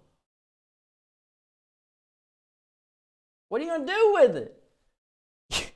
You may not like what he's currently doing, but do you have a leg to stand on to say, well, no, we're going to withdraw fellowship from you? Good luck. Y'all haven't withdrawn from anybody in 15 years. Now, here's D.R. Dungan's book. This is the hermeneutic book for the schools. It's a good little book. I teach out of it when I teach hermeneutics. Look at what he says. D.R. Dungan basically says, what's gonna bring good teaching about? He says, when the people begin to demand good teaching. And you know, a lot of times people will tell my dad about the congregation where they are, and they say, Johnny, we ain't had good preaching over here in 15 years. So what you're really saying is that you have been sitting by for the past 15 years accepting bad teaching. You're telling on yourself. So D.R. Dungan says, what's going to make good teaching start happening? When the people demand it. Look what he then says. When the voice shall be heard from the pew, the pulpit will address itself to the task. He is saying the exact same thing as Alexander Campbell says. No pay, no preach. Everybody has their taste. Every preacher has their price. When you guys start wanting it, I'll give it to you. But in the meantime, y'all don't want it, and I'm fine to take a salary for nothing. There is this arrangement inside of what you call the Brotherhood, and I'm calling it parties and sects and circles. There is this arrangement where the elders send money to the school sends the preacher in, they get nothing for 3 years, repeat the cycle. And in the cycle, the preacher is always the movable piece. The elders ain't going nowhere. And the school really isn't either for maybe a couple more years and they might shut down. But the elders aren't going anywhere, the school isn't going anywhere, and the preacher, his wife, and his kids are always the movable piece. How do you find yourself here? You know, maybe you hated today's class. I told you it was going to be hard for me to do, but I do feel like it needs to be done. Nobody was talking to me this way when we went to school. I didn't hear any of the teachers talking like this. And all these personalities that I'm telling you, I didn't hear half of these names while I was in school. Basically, the way that I learned names was I started reading Ira Rice's paper, Contending for the Faith. And as he documented what was going on, I basically had all these different worlds being opened up to me. And then I started buying up all those people's papers and their books. And as I said, I'd read just about everything. So someone says, Caleb, you're supposed to love the Brotherhood. I do. And Jesus loved these people. But Jesus, John 2:24 and 25, it says, Jesus did not commit himself unto them because he knew all men and needed not that any should testify of men, for he knew what is in man. As I talk about reading classic literature, this is from the early 1900s. I read this book because Ed Harrell wrote a whole book about it. But I read this book, and then I liked it, and I started recommending it to everybody. And my dad said that he wanted to read it. So I ordered him a copy and had it mailed to his house.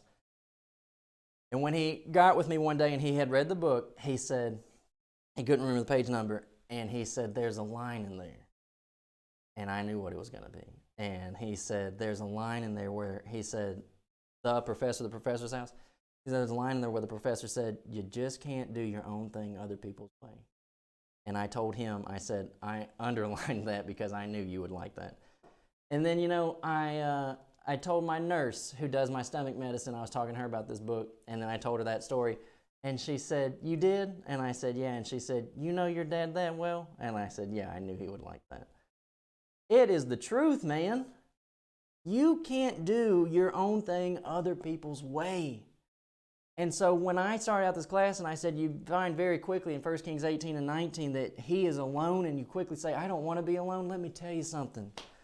Elijah was alone, but what he did not have was a bunch of people on his back trying to tell him what to do.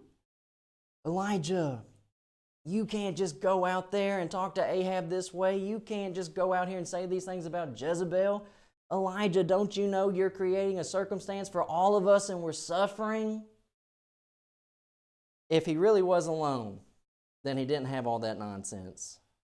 And I want you to be successful. And what's successful? An edified congregation of the Lord's people who are actively trying to make disciples.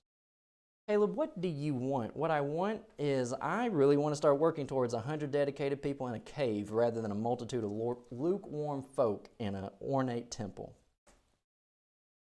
I do not waste my time with these people who do not care about lost souls. I had somebody contact me the other day and they said, what do you think about October 31st, Halloween, and December 25th? And my quick response to them was, I don't think you're going to withdraw from anybody over it. And then I asked them, have you been out to evangelize in your local community lately? They said, no. I am not playing a game with y'all. And as I say to these people who are working in these full-time congregations, you know, you're doing the elder's job for them and they're going to fire you pretty soon. You're playing their game, man.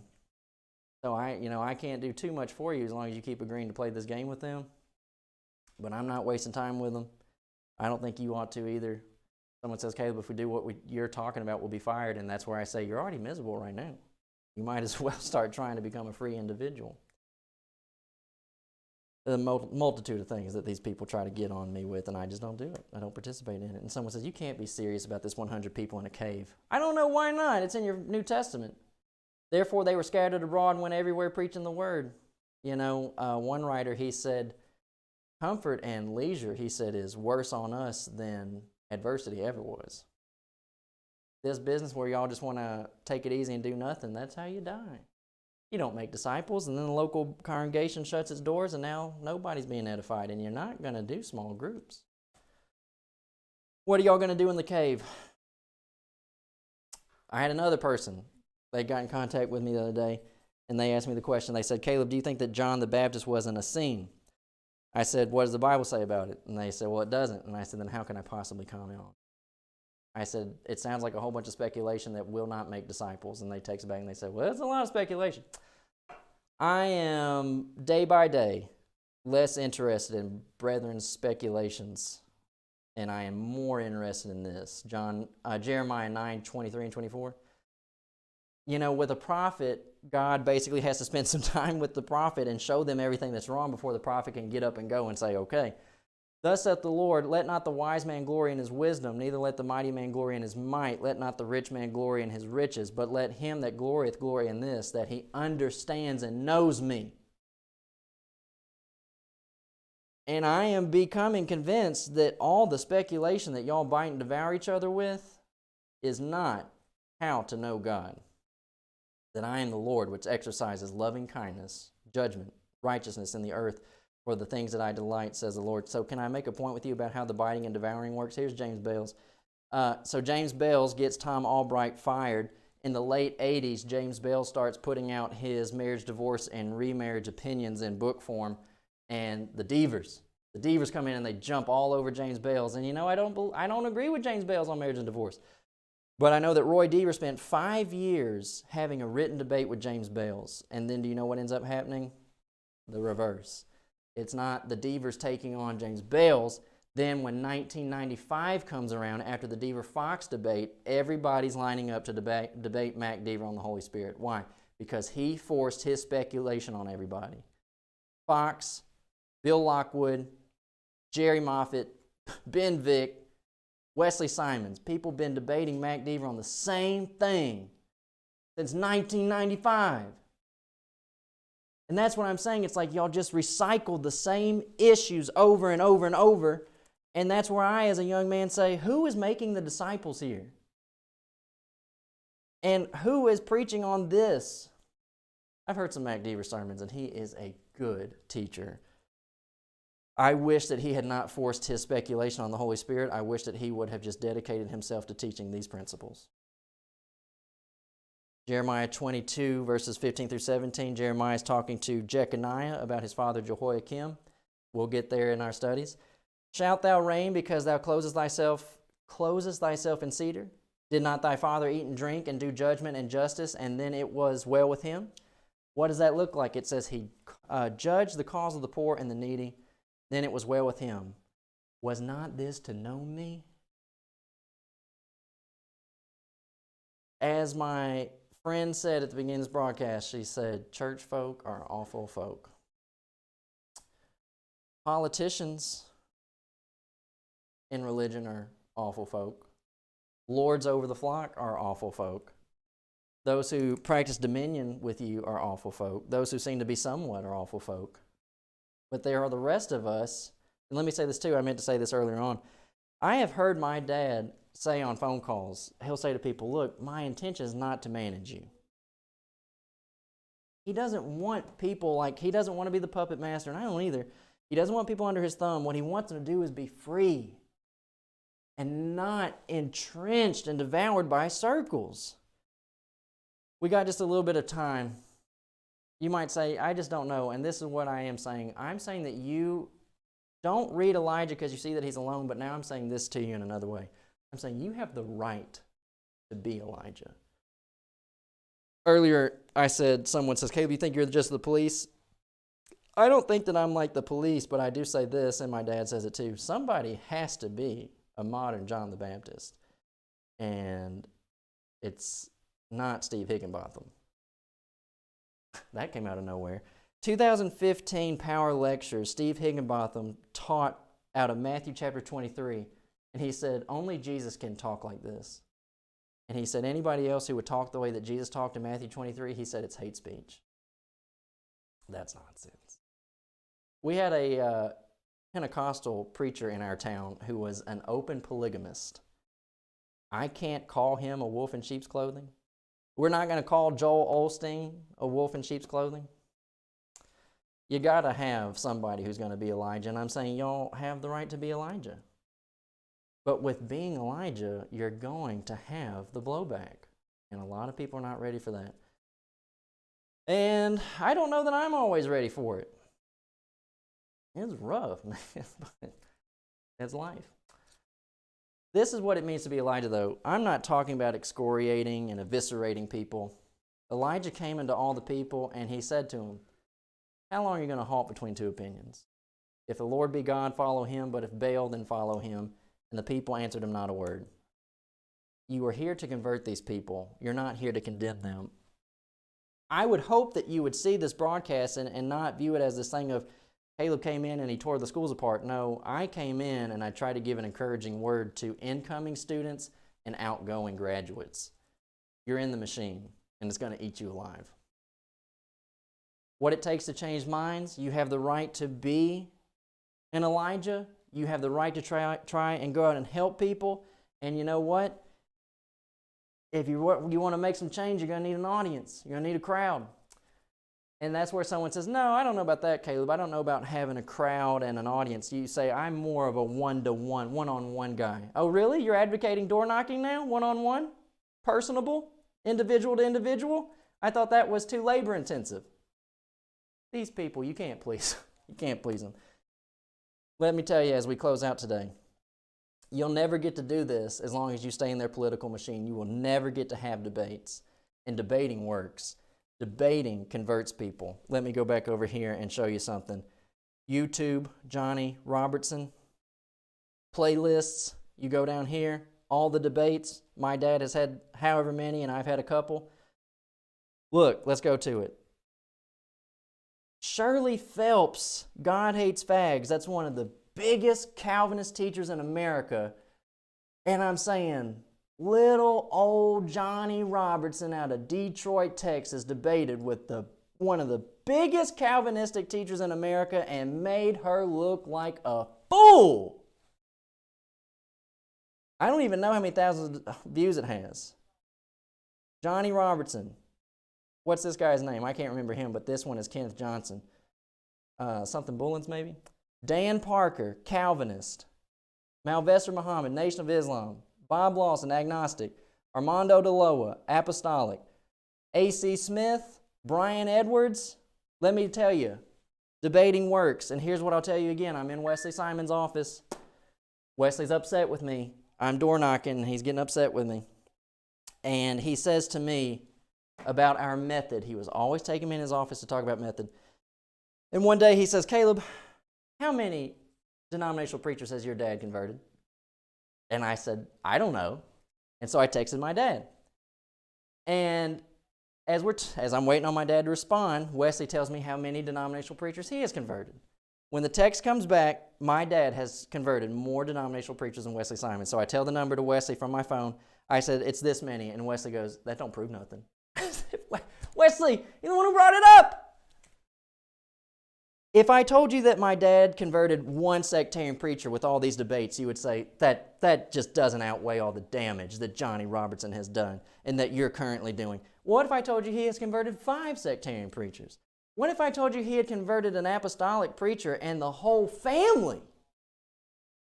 You wouldn't care because it's partyism. I think that there are people out there right now who think that me and my dad and our local brethren here don't have the capacity to help people. I think that there are some people, in fact, I know there are some people out there that say we make people twofold more the child of hell. I do think that you have the capacity to teach lost people. I just think that you introduce them to partyism once they obey the gospel. One Baptist preacher that my dad did convert, he's a young man, basically he got entrenched with non-institutional brethren. And the way that y'all all behave, I understand it. Here's Alexander Campbell, volume number 3. Opening statements of volume number 3 in 1825.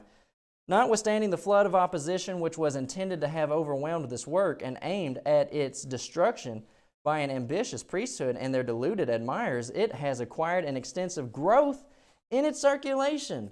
Alexander Campbell opened up volume 3 and he said, thank you to our haters.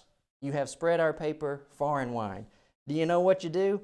People who talk trash about what does the Bible say while we actually do something. What's his name? Is it George Bernard Shaw? He said the people who say things cannot be done should not dare interrupt the people who are actually doing it. There are all kinds of people who would say it would never be done. We're doing it. Now, you look at all this information, every knock is a plug. And, every knock is a plug, whereas there are congregations of the Lord's Church across America and the local communities don't even know they exist. Well, we don't know who those people are. We don't know where they meet. We don't know what they teach either. Alexander Campbell, we said thank you to the haters. Look at this. I brought all these books in here. History of the Presbyterian Church, Robert Davidson. Look at what they said. This is Presbyterians, 1847 in the state of Kentucky. And they said about Alexander Campbell, he gradually made a number of converts to his no-creed views. I have read a lot of Alexander Campbell, and let me just tell you really quickly.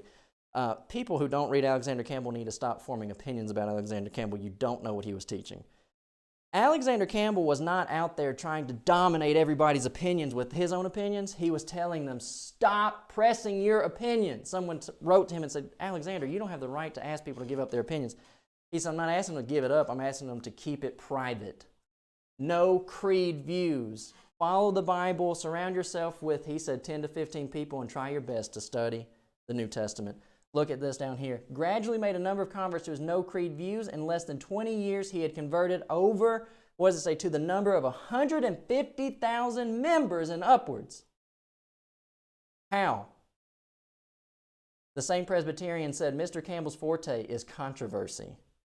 Next page, Mr. Campbell boasted in his debate with Mr. Rice, who was a Presbyterian, that he had accomplished what the Presbyterians had failed to achieve, to extinguish the new lightism.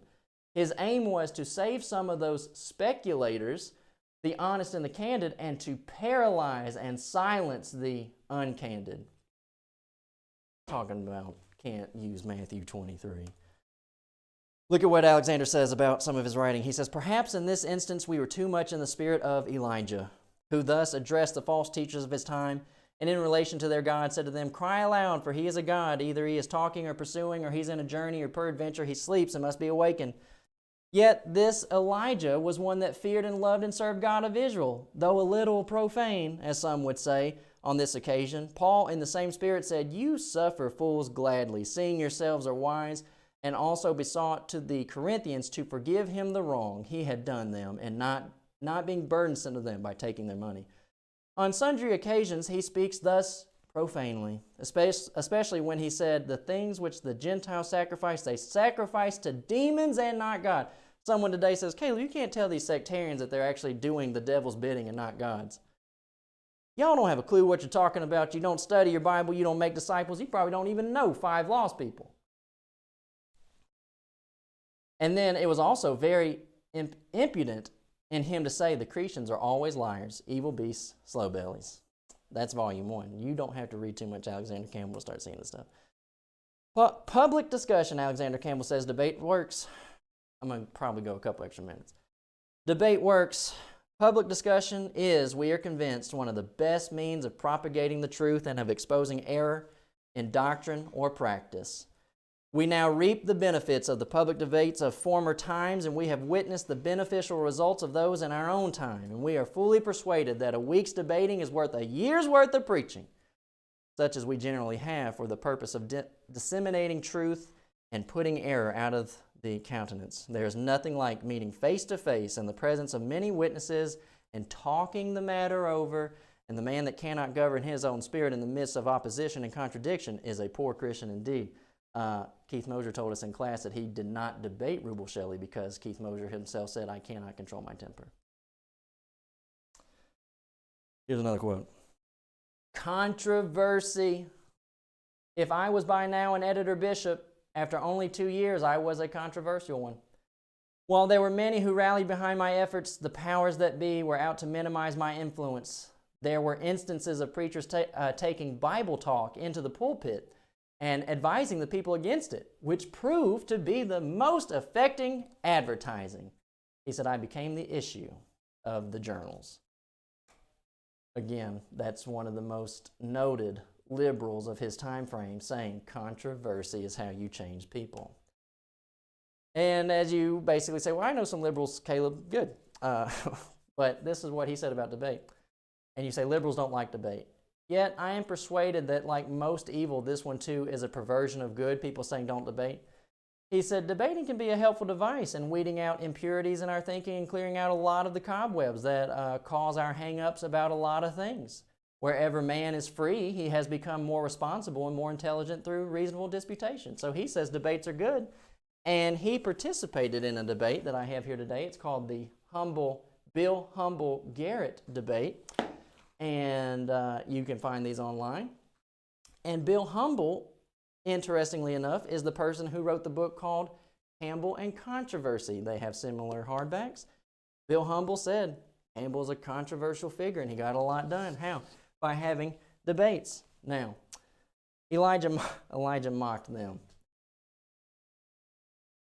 Be controversial. Have debates. Recognize that there will be consequences by lukewarm people. You really get your community stirred up. When I went door knocking in Elizabethton, the mailman would talk to me. The mailman would see me out, and he'd see my classmate out. Drew would go door knocking with me on Wednesdays. The mailman would see us out, and he'd be hollering at us, hey, man. He'd be saying, my preacher's not going to debate you. He said, but I'm doing it. I'm gonna do it, man. I'm getting ready. I'm studying up. And I don't know if he was joking, but we were in his head. The mailman will get to know you. The bankers will be talking about you. The dentist will be talking about you. The newspaper will be taking a note of you. It's okay for you to mock. Who doesn't mock Mormons? Who doesn't mock Jehovah's Witnesses? Who doesn't mock Seventh-day Adventists? And I'm saying, y'all, the common joke about Seventh-day Adventists is that they meet on Saturday and Sunday, and you talk about the definition of confusion. Pick a day. Come on. Everybody does it. 1 Kings 18, 26 and 29. It came to pass at noon that Elijah mocked them. You read some Christian Baptists, Alexander Campbell, look at this. Every other course resembles the sedatives and stimulants of quackery. Some ignorant quack, what else did he say? Or ignorant quack who would thus strive to creep into notice at his expenses and at the same time partially, if not altogether, defeat the real utility of his medicine. Bunch of ignorant quacks. I don't know if you can do that. Don't give me this business. The Presbyterians were taking note that he had converted 150,000 people to the no creed view. What's that? The Bible only, being a Christian only. And he's out here mocking these people. Look at what he says. Again, volume number 1. Passing by for the present the various stupid schemes, all different and all wrong, pursued by Roman Catholics, Arians, Covenanters, Seceders, Presbyterians, High Churchmen, Baptists, Independents, and so forth. You put it in your paper and you say, man, stupid, different, and all wrong. You say, that is tough stuff. Boy. Over 150,000 people. And that's just one source. I'm sure we could actually move further and find more people. And it was going from Kentucky to Ohio and Virginia. It was huge. And a lot of people misunderstand what he was really trying to do. You need to gotta read the stuff. Someone says, I don't want to read it. You ain't got nothing else going on because you sure ain't out there making disciples. It's okay to mock. Here's another fella. His name's Jim Massey. Remember I said I'd be using a lot of figures. And you say, Caleb, it doesn't do anything for me when you basically pull out these, whatever names for conservatives you want to come up with. He wrote the book, Oh, Stupid Galatians. That's Galatians 3, oh, foolish Galatians. And Jim Massey just said, oh, stupid Galatians. And he's got there on the swing, people swinging from liberalism to legalism. I don't like either of them. I'm a Christian. You're not going to put me in anybody's circle or camp. And someone says, some crusty old conservative, let me tell you, someone who knows their stuff is going to say, wait a second, Jim Massey, isn't he a liberal too? He taught at IBC, and he was associated with Sunset, and I don't know what all y'all count as his liberalism stuff. If you're going to talk about his views on Galatians and Romans, I would have to ask if you actually read the material. But this was something, isn't he a liberal too? Let me tell you what Jim Massey did. Every Sunday, Jim Massey took the college students out door knocking. Do you knock doors every week? Here's a quote about Jim Massey. He loved evangelism. I had the pleasure of working with him on campaigns while a student at HCU. He led campaigns and helped students with weekly evangelistic responsibilities, as students were to do at least 2 hours of evangelism every Friday morning at chapel. Without fail, Jim Massey would approach the pulpit at the end of chapel and say, for those who need to do their 2 hours of evangelism, meet me at Highland Park on Sunday at 2 p.m. He would then knock doors in the area for 2 hours. He was one of the few people that enjoyed knocking doors and studying the Bible with the lost more than eating. I didn't know that was going to be in there. On campaigns, he would teach evangelistic classes to workers early in the morning, door knock till noon, eat, take his 15-minute nap, then would work on more door knocking and Bible studies until bedtime. He was literally a walking, talking, all-consuming, all-inspiring, all-committed soldier working on God's battlefield. Look, you can say what you want to about people. If you don't love lost souls, I just don't really care anything at all about your opinion on anything. You're a know-nothing, do less, us few, nobody new, preaching the paint off of your four walls, and you don't care about lost souls. I don't really care what you have to say about me or anything else. What I do care about is these few handfuls of good young men who are going out there and they're getting worked over. And you sit by and you watch them get worked over. And you say, oh, yeah, that ain't happening to me. Mock. Baptists do it. Right? Where'd it go? I didn't bring that one in here. It's in my library.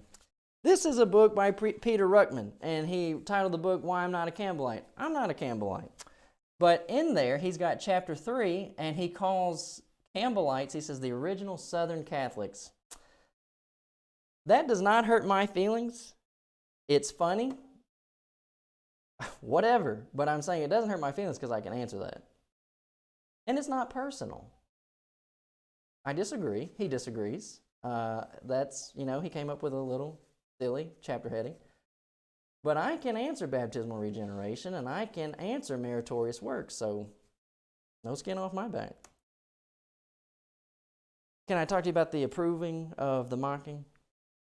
I had a friend of mine who just went through the Memphis School of Preaching, and now he does some type of work with polishing the pulpit and house to house, heart to heart. His name is Cody McCoy. And he was in a Bible class somewhere in Cary, North Carolina. And the way I remember it, and he can correct me if I'm wrong, but the way I remember it was he was in a Bible class and one of the teachers said, that God would not have approved of Elijah mocking those people. And I would assume the teacher would say we shouldn't be doing that stuff today. You know, I don't know how God could not approve of the mocking when two New Testament men become pattern after Elijah, and one of them is Jesus the Christ. And to go with the text, 1 Kings 18:40, so you're telling me we can execute them, but we can't mock them. Elijah said unto them, take the prophets of Baal, let not one of them escape. And they took them, and Elijah brought them down to the brook Kishon and slew them there. But you better not mock them. My brethren, I love them. They haven't injured me, which is what he said in Galatians chapter 4. You have not hurt me. I love you. I come in here and I have candid conversation with you, but this is not me turning my nose up at you or anybody. And if we're having this business like where we just, we're out here saying that these people are disgusting and blah, blah, blah, well, you might try to make some avenues to influence them rather than just sitting by with your party and all talking trash about them. I don't like that. I don't like getting around people and everybody swapping their war stories. I would much rather talk about stuff we have read and how it has affected us and helped us rather than, I got with brother so-and-so and blah, blah, blah, blah. You said, Caleb, this was really discouraging. Why do it? This is why. Before Jesus sent his disciples out, he had to have a moment with them, and he told them, this is going to be rough. Behold, I send you forth as sheep in the midst of wolves. Be therefore wise as serpents, harmless as doves. But beware of men, for they will deliver you up to councils, and they will scourge you in their synagogues, and you shall be brought before governors, kings for my sake, for a testimony against them and the Gentiles. But when they deliver you up, take no thought how or what you shall speak, for it shall be given you in that same hour what you shall speak. And somebody, all they're going to take away is this. They're going to say, Caleb, you think we get direct operation? No. What I'm looking at is Jesus said, your own neighbors, friends, and kinsmen are going to be the ones working you over. So, I'm saying to you, you are an ingoing student or you are a coming out graduate, the machine, the political machine of the Brotherhood schools is going to eat you up every 2 to 3 years. He said in John 16:1, these things have I spoken unto you that you should not be offended. I don't want young guys to just keep quitting, but I do want them to have a better expectation of what the mission statement is, make disciples. The lectureships are not good. I listen to lectureships. The material is so bad, and it's just everybody in there patting each other on the back, and echo chambers is what it is. Everybody agrees with each other, and nobody questions anything. I'm saying this to you so you don't get discouraged and so that you can help your kids as they grow up. And at some point, you're going to be discouraged, and I want to talk to you about it before you get there. Philippians 1:15 and 16, 2 Corinthians 10:9 and 10, the church is made up of imperfect people. And I say God is gracious to the imperfections.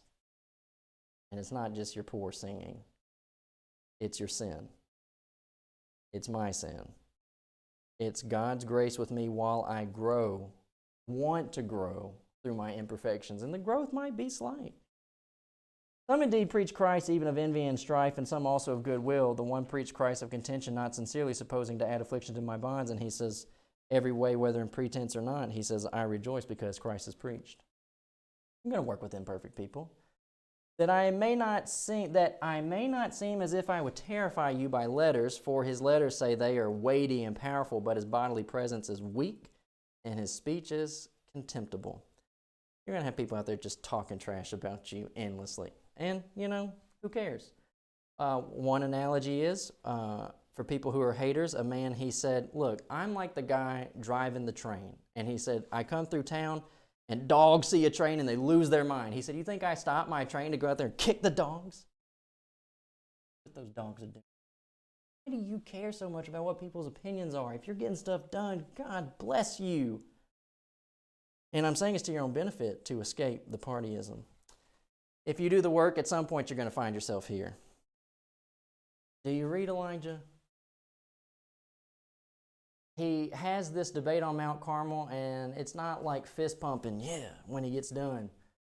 Ahab went up to eat and to drink, and Elijah went up to the top of Mount Carmel, and he cast himself down on the earth, and he put his face between his knees.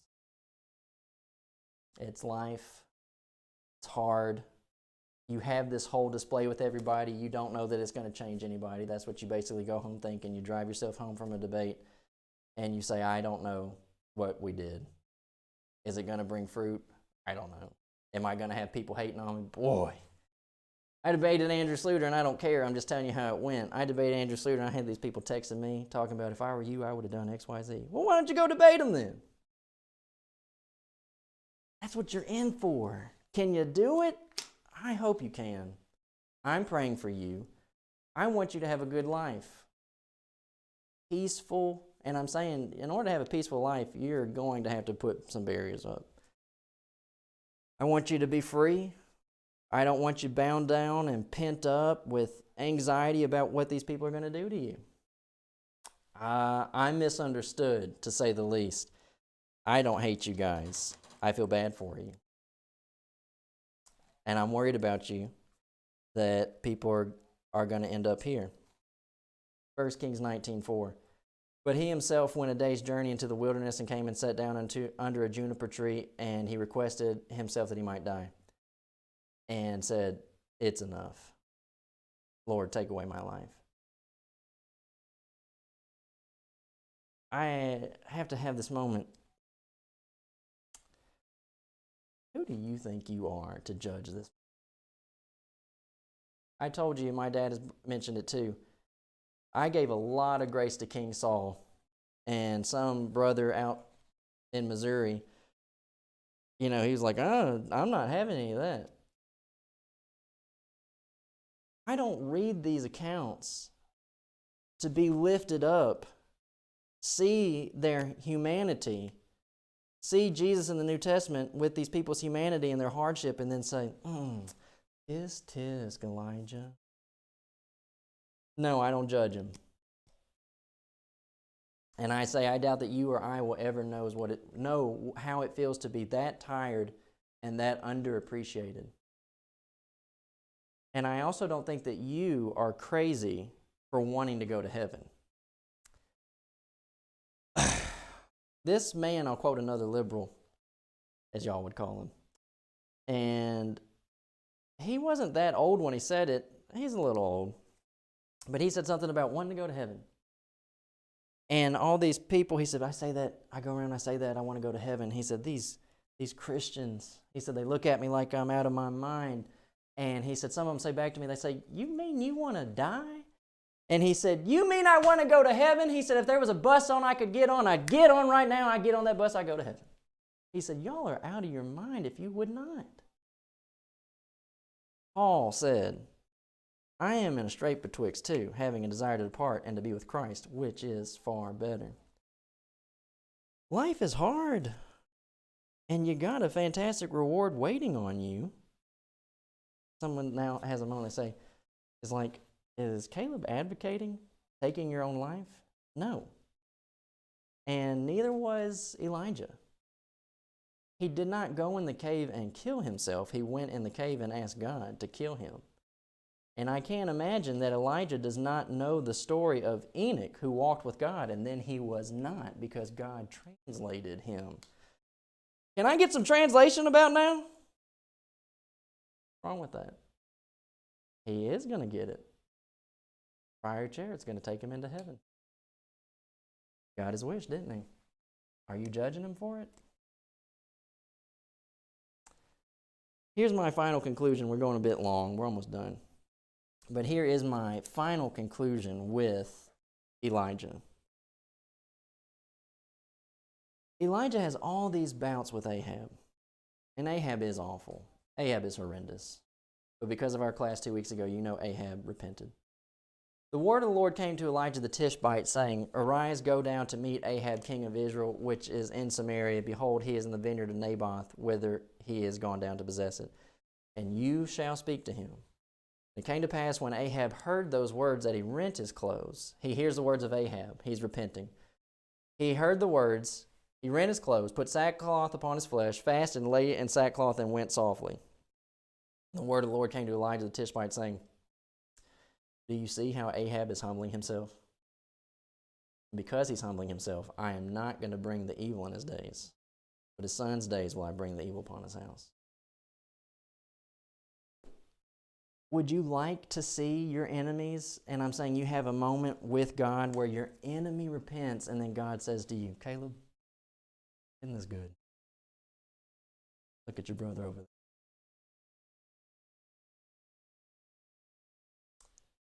It took at least 3 years and 24 verses and probably longer to get to this point. And for the amount of people who do talk trash about me and my dad and the brethren that we work with, would you ever be Ahab? Would you ever be Elijah and come and minister to us? As I said, I don't have a you're dead to me list. I think about you and I pray for you and I say God loves you. And that's where we conclude, where I say someone does have to go out here and love these people.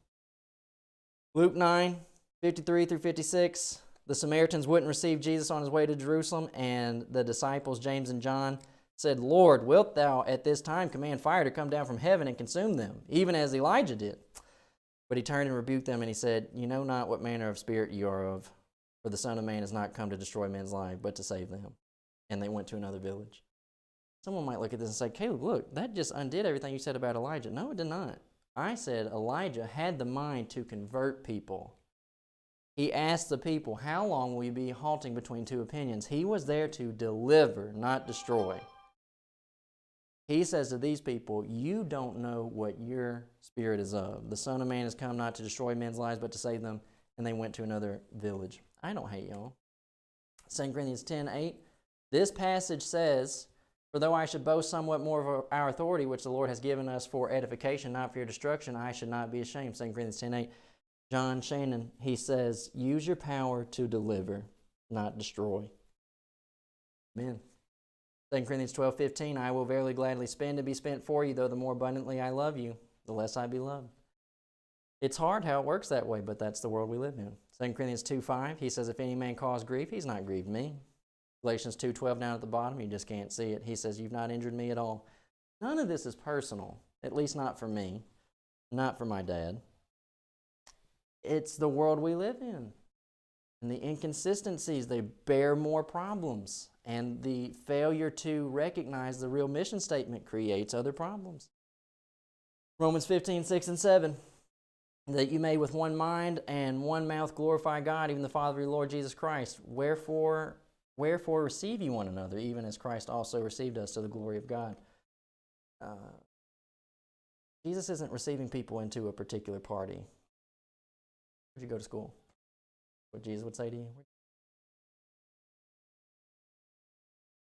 And someone says, Caleb, you just said you don't recommend the schools. I don't, but I recognize someone could enroll not knowing any better, get in there and basically see, this is not what I signed up for. Either way, I want to try to help them. Colossians 3:12 through 14, put on therefore the elect of God, holy, beloved, bowels of mercy, kindness, humbleness of mind, meekness, long-suffering, forbearing one another and forgiving one another. If any has a quarrel against any, even as Christ forgive you, so also do ye. And above all these things put on charity, which is the bond of perfectness. You remember earlier I said, what do you want, Caleb? What I want is I want y'all to be successful. But success does not look like lectureships where you teach the same lost people over and over. I wish that we did not have so much disunity. I wish that we didn't have so much division because of people's speculations. I wish that we could really be practicing 1 Corinthians chapter 2 where Paul says, I came in, he says, with the intent of knowing nothing save Christ crucified. I wish that where you were, the congregation had godly elders. Y'all are evangelistic. And it's not about counting noses. I wish that everybody was edified. I wish that young people, it's hard being young, and that's the time frame where you get yourself in a lot of trouble. I wish that the elders cared enough about young people to go out and correct them, talk to them, and I wish that the young people could just try to have the wisdom that they can and take some good advice when they hear it. I'm not hating on anybody. I am an observer from the outside saying there's a multitude of problems. And when you read 1 Kings 18 and 19, you have to ask yourself, how did this one man get to the point where he asked God in the cave, would you please take my life? Why do we keep seeing preachers quit? Why do we keep seeing young people leave the church? And I think it is the distasteful partyism and the biting and the devouring that I talked about today. 276-806-3641. My email address is calebgrobertson@gmail.com. I'll come back next Wednesday, and I'll give you, I know, you say, well, we expected more tidbits out of 18. I'll give you some quick tidbits about Elijah on the debate at Mount Carmel when we come back next week, and then we'll start introducing King Jehoshaphat, who I say is the best king in the Old Testament. I'm out of time. I'm beyond my time, but that's my contact info. Email me and get on the informer list every Sunday morning, page and a half Bible article. Let your friends know about What Does the Bible Say on YouTube. YouTube Johnny Robertson. I don't know what that's going to do, but we're out of time. I love you. I want the best for you, and I'm praying for you. Would you please pray for me? Keep asking, what does the Bible say?